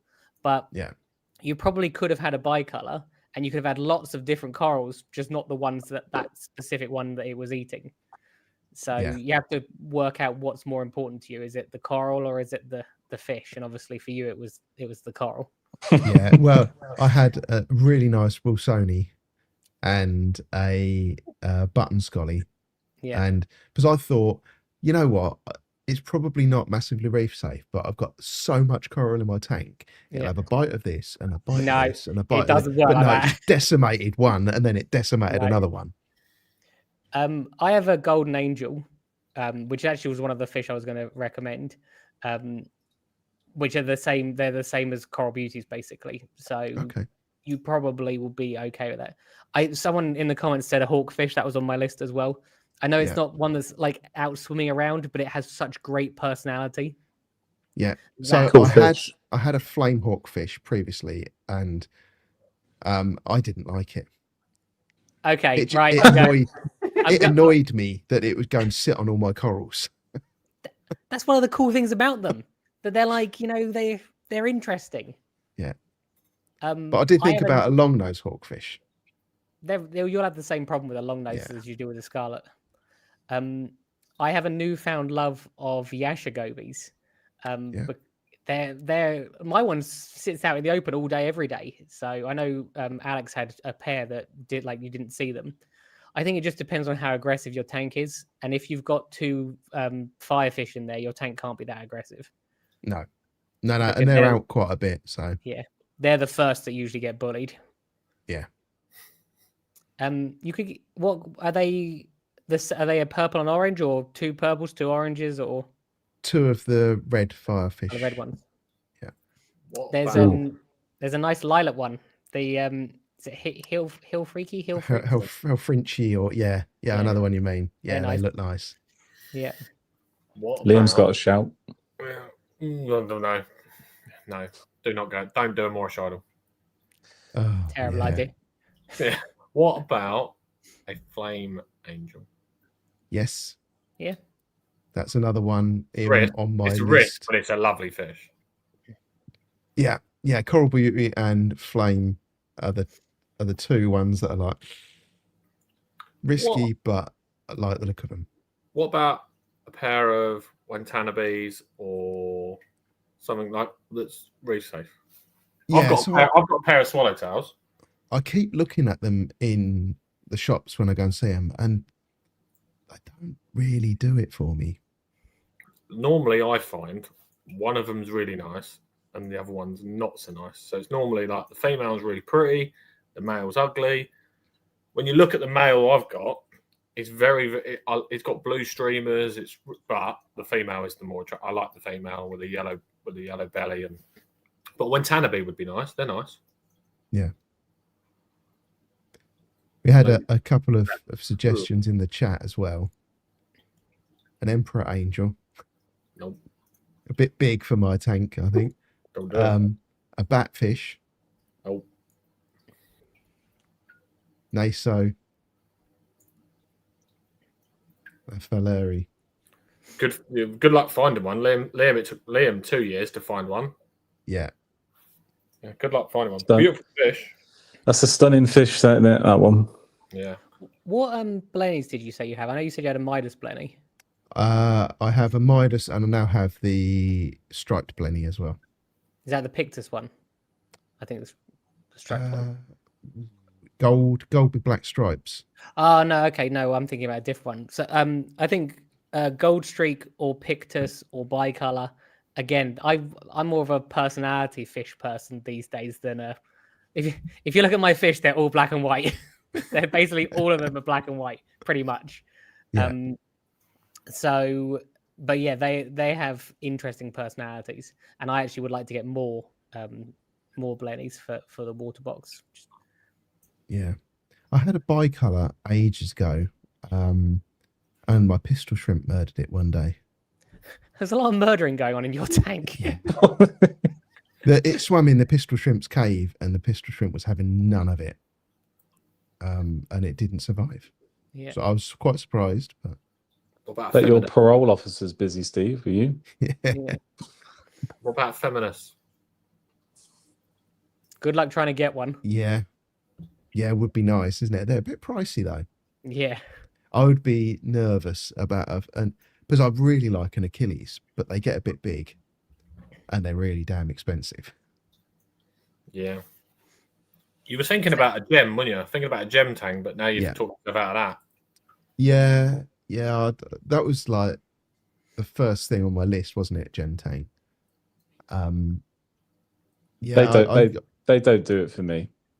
Yeah, I think when I started to look at them more and more and more, and then I was like, I'd rather have a powder blue or something. What was that thing you was trying to talk Drippy into on Sunday? That was an angel. Oh, Get God. a shout. Oh, it's AAC. Yeah. I can't think what it's called now. It's in the sump at the back, isn't it? Yeah. Leave with me. I'm going to have to find that now. It's going to bug me. Yeah, I can't remember now either. Do you say it's an angel fish? Yeah, it's like Yeah. $7,000. It's not a conspict angel, is it? No, small. I'm surprised no one's Is piped up in the chat. Is it half yellow and half black? Half black? No, that's too expensive. I think it might be a joculata. No, I don't think it's that. Interruptus angel. That was expensive. That would look good in your tanks, Dave. $7,000. It's the Japanese one, isn't it? Yes, the Japanese dwarf angel. That's what I'm trying to remember what it was. Ryan, that's for you then. You can have that. Nah, not for me. Is it? Was it quite big? No, it's about that big. Because they had one at the the YouTuber event we went to. Yeah. They had an Interruptus there then, but that was like huge. It must be. It was a full adult size. They've had this. They've had this 10 months. This fish. Yeah, but it's been more than 6 months they've had it. They had it the same time they got a Yerpul, because when we did our event in January, they had it hidden, and we spotted it. There's not many people walking around with $7,000 in their pocket for a fish. No. That's probably why it's been there 10 months. But yeah, I would. Well, I love angelfish. So would I like one? Yeah. Would I want $7,000? A lot of money. $7,000 a lot of money. Yeah. You're welcome, Jazz. I hope you like the name on the envelope as well. Oh, Triggerfish did a nice little Potter's Angel. Oh yeah, Potter's Angel. They've just started. Well, not just started, but they as of I think this year have been tank bred. So a few have come into the country, but we couldn't get them anymore because I think they're from Hawaii. So you just couldn't get them. Yeah.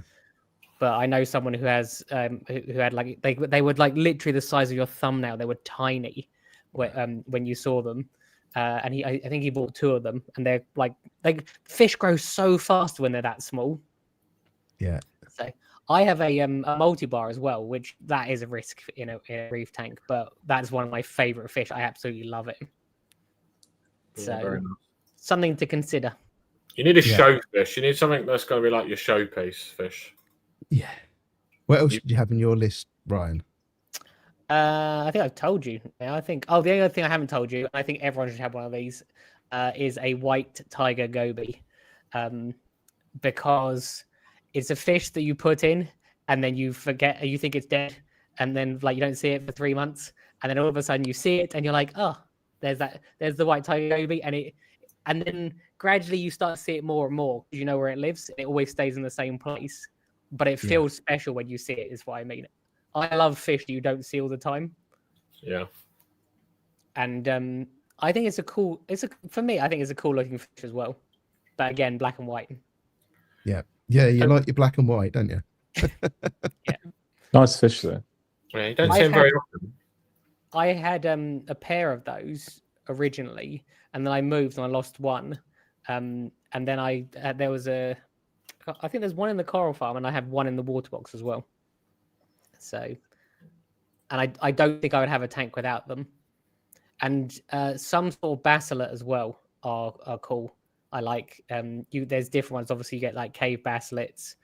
They vary obviously in price. Swiss guard basslettes, and then obviously the candy basslettes are the more expensive ones. And there's tangerine. There's a few other ones, but those are also really like interesting fish. Okay, interesting. Triggerfish.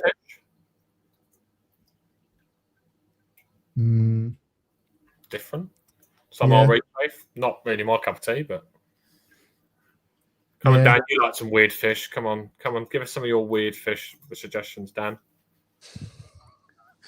A lot of the butterflies are out the window. I've done one that pecks at coral and eats it, so that's not a good shout. I think with the power of the blue, and you've got did you lose the mimic, or have you still got the mimic? No, still got the mimic. So when I'm just thinking like long term when they're all grown up and big, I still think you should do if that was me, I would still do a blonde naso, just in the mix. Don't you think the blonde naso looks a lot like a powder blue? No, I don't think so. One silver, one blue, but Not when I think the lips on the naso, the blonde nasos are a lot different. I think they're a stunning fish. Yeah. I think they swim a little bit differently to the powder blue as well. They're more they sort of glide more. Powder blues are quite like Pacific. They're like a sort of torpedo when they move from side to side. I've never heard of anyone say they've had any aggression issues with a naso. They're like one of the most relaxed fish. Yeah. They do get big though. They can get big, but I think you'll be all right for quite a long time though. You got a lot of height in that tank as well, so you've got the height to get a bit of swim room in there. Yeah. So I'm just getting some pictures up of. Get a blonde. Don't not get a normal one because they're boring. Yeah. Yeah, it's got to be a blonde. Has to be blonde. Let me share my screen again. So I mean, they're slightly different shapes, but you got a yellow fin, kind of silvery blue body. I think the only similarity between those two is that they're both fish.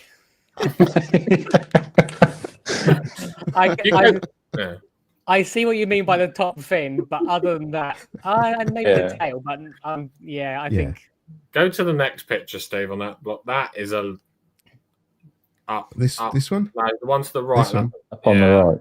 That is just, to me, when that's got streamers and that's fully grown. They're really nice. That is a stunning fish. That's the. I mean, you can still do some of the other suggestions because they're all like a lot smaller, but I think you got room in there for a blonde naso. I reckon. You think when the mimic gets to sort of a good adult size as well, they look really stunning as well when they're bigger. So yeah, interesting. Have you got a purple as well, Steve, or have you not got a purple? Yeah. So you'd have a nice little mix there. Yeah. Don't be afraid of the Tangang. Yeah. Just, and then have a few little cave hunters, maybe a little angel, got a basslet. Yeah. Solid. Dragon pipe fish. If you want like something obscure, like So one of our reef group bought a pair of them. Okay. And one got diced in his MP40, so he then gave it to someone else who had a 170, a Red Sea 170 cube that only had a Nero 5 in it, and that one got blended in the Nero 5. I'm surprised. I've had two in the coral farm for probably 4 years. Never had an issue. Oh wow. Yeah, because I imagine your flow's quite high in that. Yeah. So hold on to the rack. I might just be lucky. I might just have one of the clever ones that stays away. Yeah, well, I think the second one, because it's got like a prehensile tail, hasn't it? And it grips onto things. I think it gripped onto the power head. Yeah.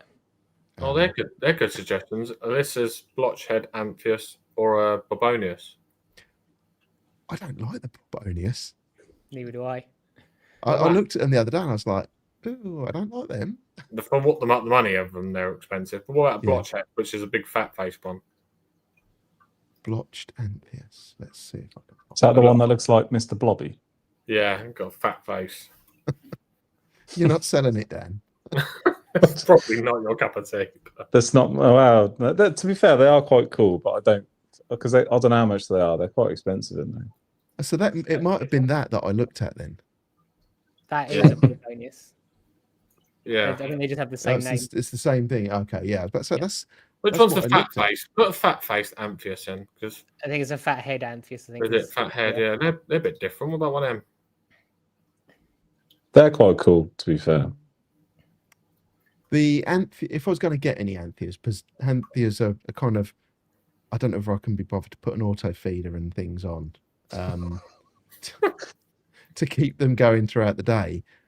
But if I were to get one, the ones that Drippy got, the really pink ones with the blue eye, those ones are the kind of. Are they ventralis? I think, yeah, I think you're right. Let me Google that. You said the really pink ones, so. Yeah. they're just hard work, aren't they, Amphius? You just got to Yeah. continuously feed them. Yeah. Yeah. Has it was Drippy the still has Drippy ventros. still got his? Has he had good luck with them? I think he lost quite a few of them. Yeah. They're very nice. They are very nice, though. Yeah. I think They're very expensive though, Yeah, and I'm they have a sorry. habit of not living very long. going to say Mm. they're very expensive.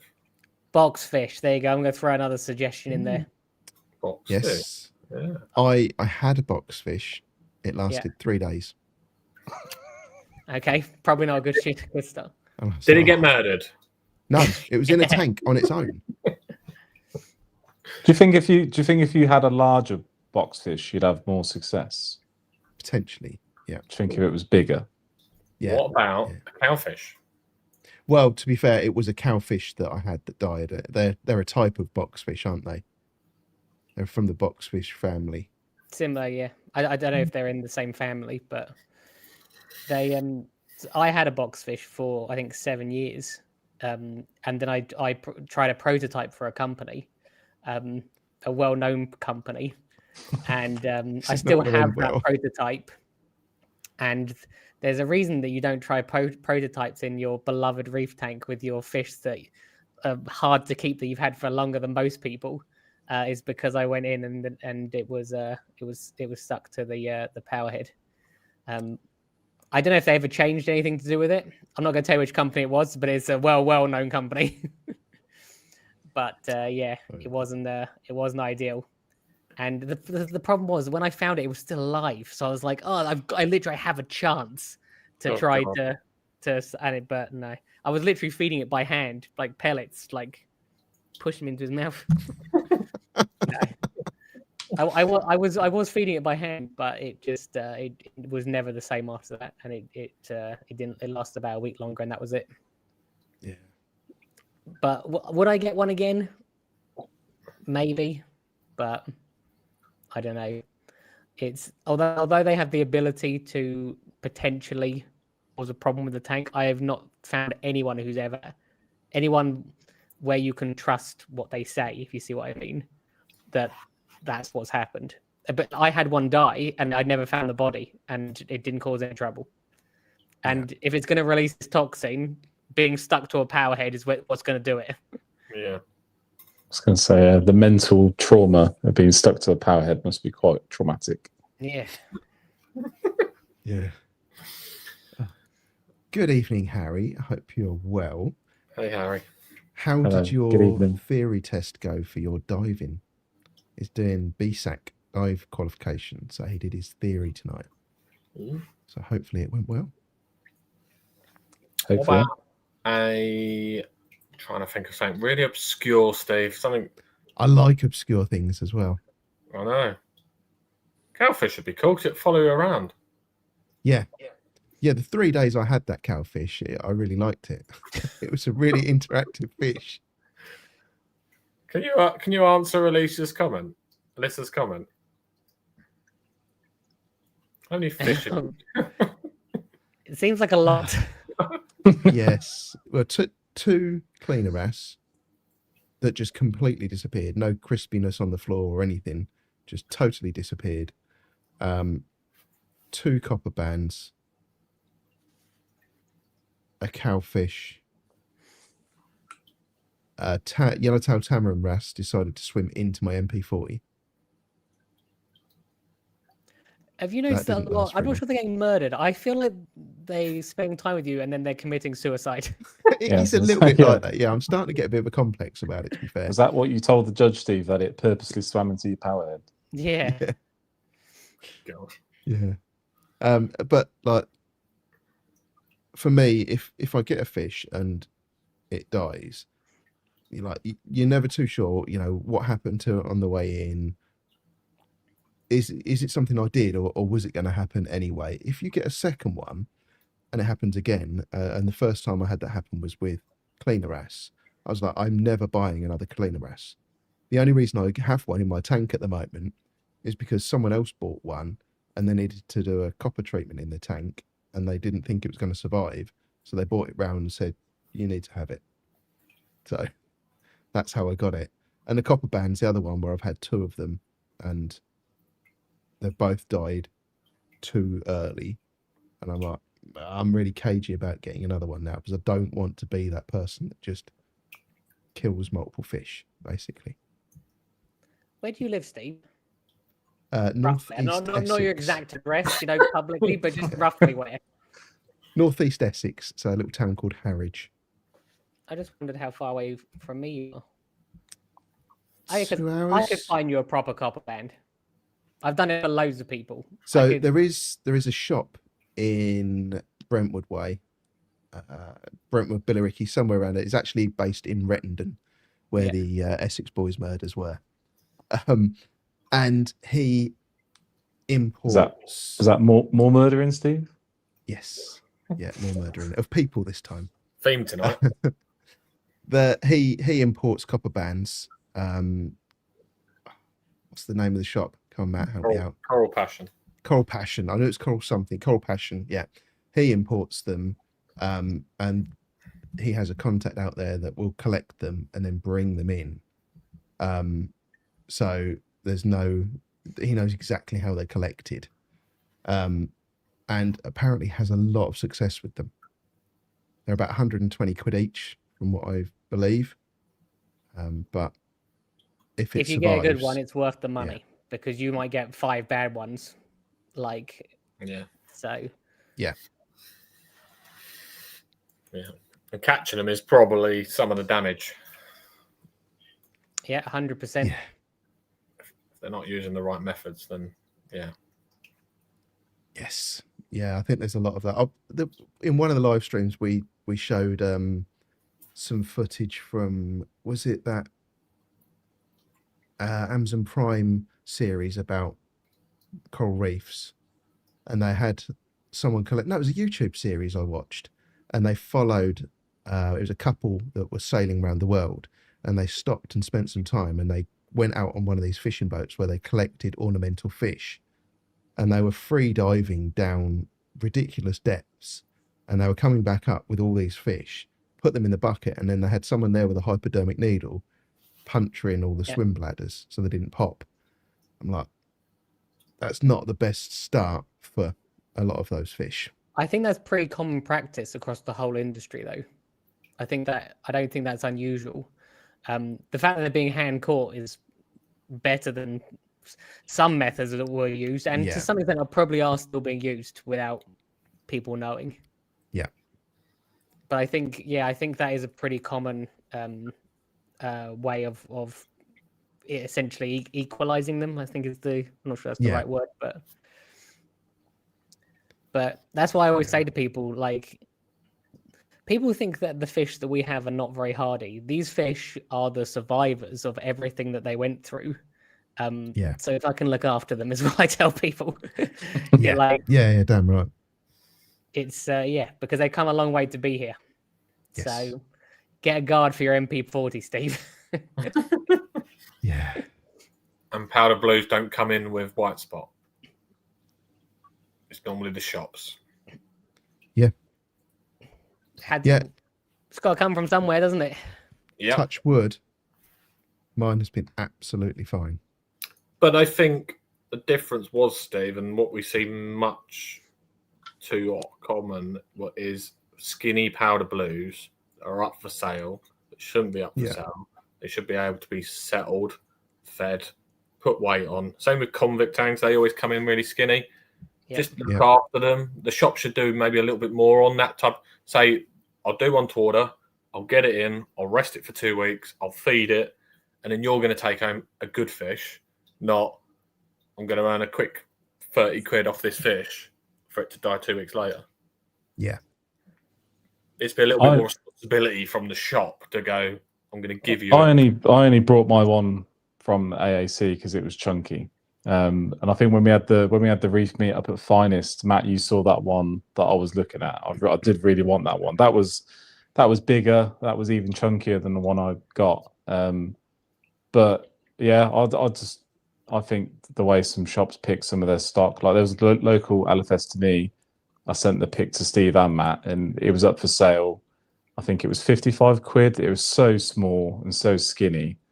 I looked at it in there and I felt horrendous. Stood there looking at it. It just felt horrible even watching it. And the fact it was up for sale, it was not great. But yeah, I think if you can get a good, nice specimen, then like I said, I had white spot in my tank as well. So when I added him in after it had disappeared after a month or two, I was a little bit worried. But nothing, absolutely nothing. So I think the shops can get good specimens in, and also the way they fatten them up and feed them as well. I think. Yeah, I think where this makes a massive difference, because when you're importing fish, when they ship them out, you probably might know this already. When they ship them out, they don't feed them for a couple of days before shipping, so they don't let waste in the bag. So you're already getting a fish which is already like malnourished, if you see what I mean. Yeah. Now, if you don't eat for 2 days, you'll be hungry, won't you? They're a lot smaller than you, and they have a lot smaller. I know they need less food as well, but that's why it can be make a massive difference where they come from. I want to play devil's advocate a little bit, not because I actually agree with this, but a minute ago you said like shops should be responsible for selling better stock. Yep. Every single piece of livestock that comes through the shop is a risk to the shop. It's a gamble. Yeah. And as we discussed earlier, shops are finding it harder and harder to stay open. So to some extent, to provide that level of service, you obviously gave an extreme example, didn't you, with regards to the fish you mentioned. But to provide that level of service, you need to have more employees. I don't think it's a case of just work harder or do more. As I said, the longer that the fish is in the shop, the more risk there is to the shop. It's the same with anything that's alive, whether it's coral, fish, a snake, anything. So I'm not sure it's as simple as like shops should do better. I'm only saying that, as I said, I think that every shop should be amazing and they should all feed their fish loads and everything. That was good timing because we went to Ben, who's just come in the chat. We went to his opening. That he's probably middle of me, Harry, Steve, and Dan came, and we had a similar conversation with Ben. And Ben's obviously a new business. He's had an online presence, and now he's opened a shop. And we had a long conversation about fish and letting them go. And he had fish, but he wasn't going to sell them because he wasn't happy. And I said to him, that is the right move, because if you clear your stock on first day, everyone will not come back to you if all the fish die or you give them true. It makes more sense. If you do a good job, you'll get return business. If you do a poor job, you're probably not going to last. I do agree with you. As I said, I was playing devil's advocate. Cool. That's what would be said. Powder blues definitely will be one of the trickier fish for shops. Like they don't usually come in particularly healthy. They are prone to disease, and they often won't eat as well. So that is one of the ones where it's like if they're getting one in, that's a risk to their profit, and they might need to sell 3 corals to cover the 3 coral frags to cover the cost of that powder blue. Do you think? Sorry, do you think? I agree with what you're saying. Return business is what makes things last long term. Yeah. The problem with the return business is if someone buys a powder blue tang and they put it in their tank, they should expect that it will there is an issue. There is a high probability that this fish is susceptible to disease. And again, that comes down to the shop's advice. But the people will blame the shop. They'll go, I got white spot from this shop, which I don't think is fair. No, especially with that fish. I went into it eyes wide open. I knew that there was a risk of this. So and that's why I added it sooner rather than later as well. I wanted to add it while it was kind of one of the bigger fish in the tank as well. So I had less stress going in. Plenty of space, not a lot of stock in the tank. That's why I wanted to add it when I did as well. Yeah. Do you think my local LFS is doing something similar? He's now doing certain fish are to order only, where he will order it and then he will then sit on it and he will release it when he's happy. But you pay a deposit, so his cost is covered, and potentially you're getting a better fish. you think shops should do more of that? I mean, yes. I think it comes down to the individual shop and how much space they have as well. If you're one of the smaller shops and you literally have like just one rack of tanks. If you have a fish in there which stops other fish from going in there, for example, if you've got 6 tanks, you can only have 6 tanks realistically without them like going at each other. But and you could combine 2 of them, but then you've got a fish that is stressed and probably has ripped fins, which is another thing people don't want. So I think that it's a very, very delicate balance for shops, if I'm honest. But everyone wants the best service, and everyone wants to pay as little as possible for the best service, I think. Normally, do you agree? Normally, yeah. Normally. I think there are examples where I know this isn't how everyone feels, but a lot of the time I'm happy to pay more if I understand what I'm getting for that. Yes. Yeah. And why I said it that way is because I think there are people like Tom at Mantis Reef who do things like this, but don't shout about it. It's not widely known. Yeah. And so I do think there is a market for it. And I think as long as you attract the right people, then, as long as you're in a reasonable area and you've got a big enough pool, you can really then pull the people in. Yeah. I will say in my local LFS's defence, though, I know they don't always go to the wholesaler and select fish themselves. So I guarantee you that powder blue would have been sent by the wholesaler. And should they send a powder blue in that condition? Probably not for my liking. But again, if you're ordering it from them directly and it's coming shipped, I suppose that's the same gamble as if we was ordering a fish blind and it's like you kind of get what you're given sort of thing. Whereas I think the thing with like the AAC fish, I'm pretty sure they would have been selected in person, and that's probably why, with those sorts of fish and purchases, you're getting something that's been selected by the actual shop. So, and they're going to pick the better fish, aren't they? If you've got 10 powder blues and 5 out of the 10 look the best, you're going to go for one of the 5, aren't you? So, do you know if they buy? I mean, there really is only like 2 fish wholesalers in the UK, but do they buy from a wholesaler or are they importing direct?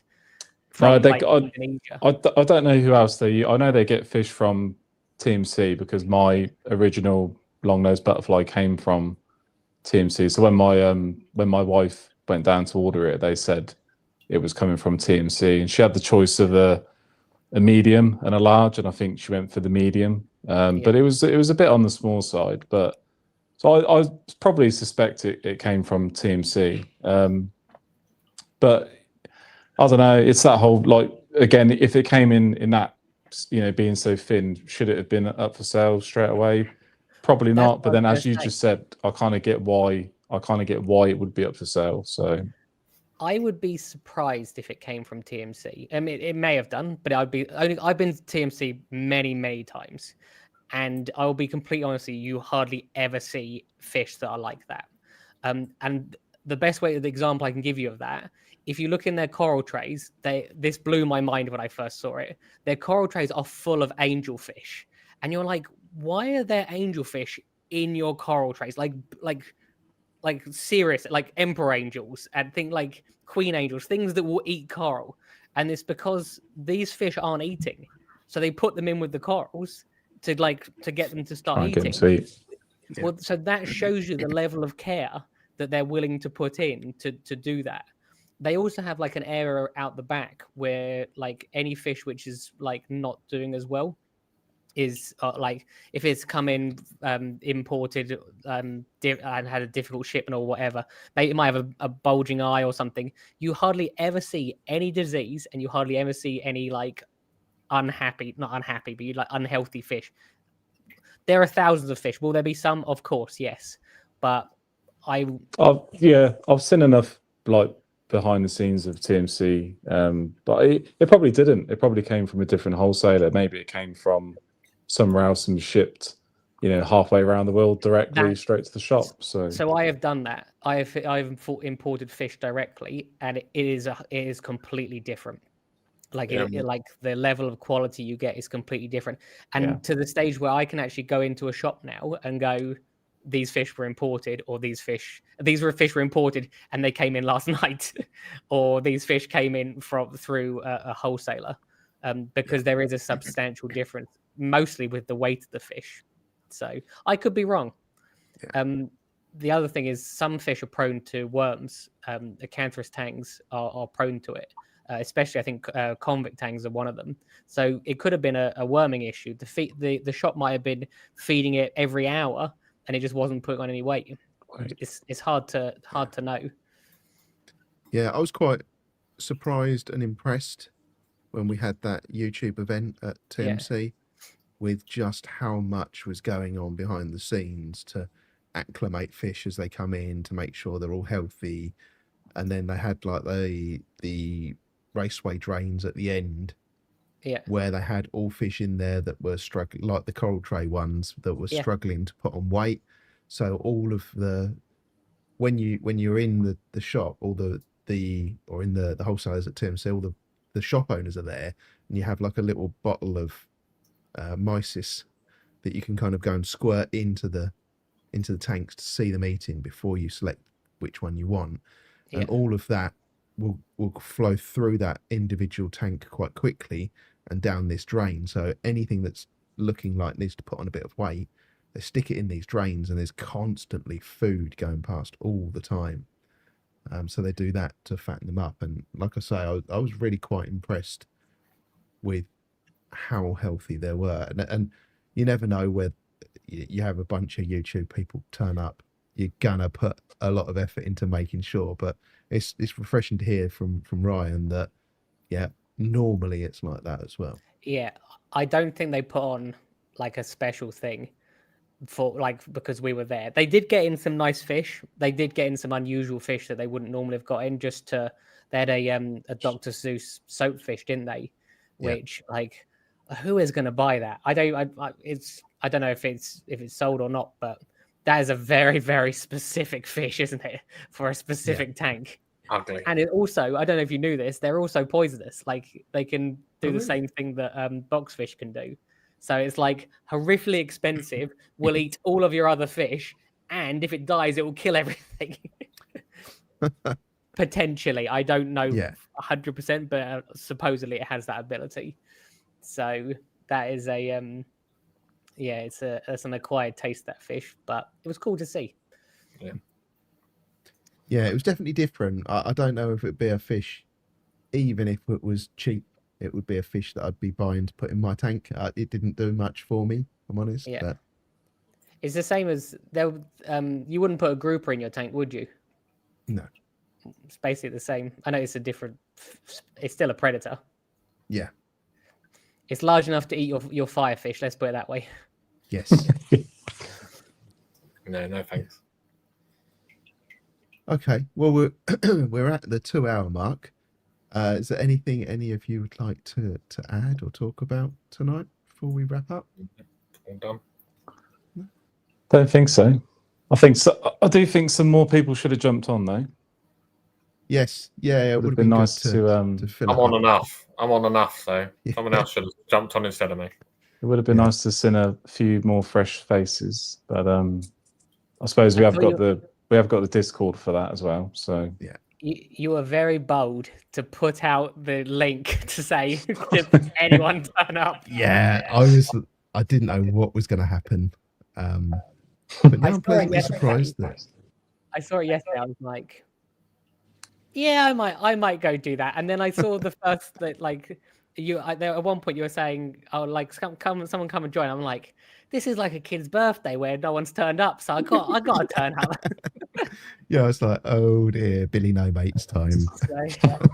I was sitting there eating my dinner, thinking this could be really bad for Steve. I'll need to jump on. I'm going to jump on.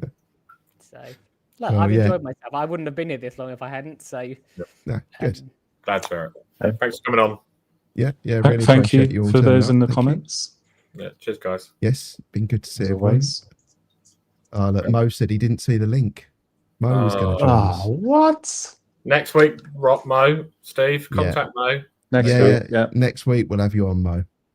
Get yourself on, mate. All right. Excellent. Bye, Well, guys. thank you very much, everyone. And yeah, we'll see you next week. See you soon. See you later. See you later.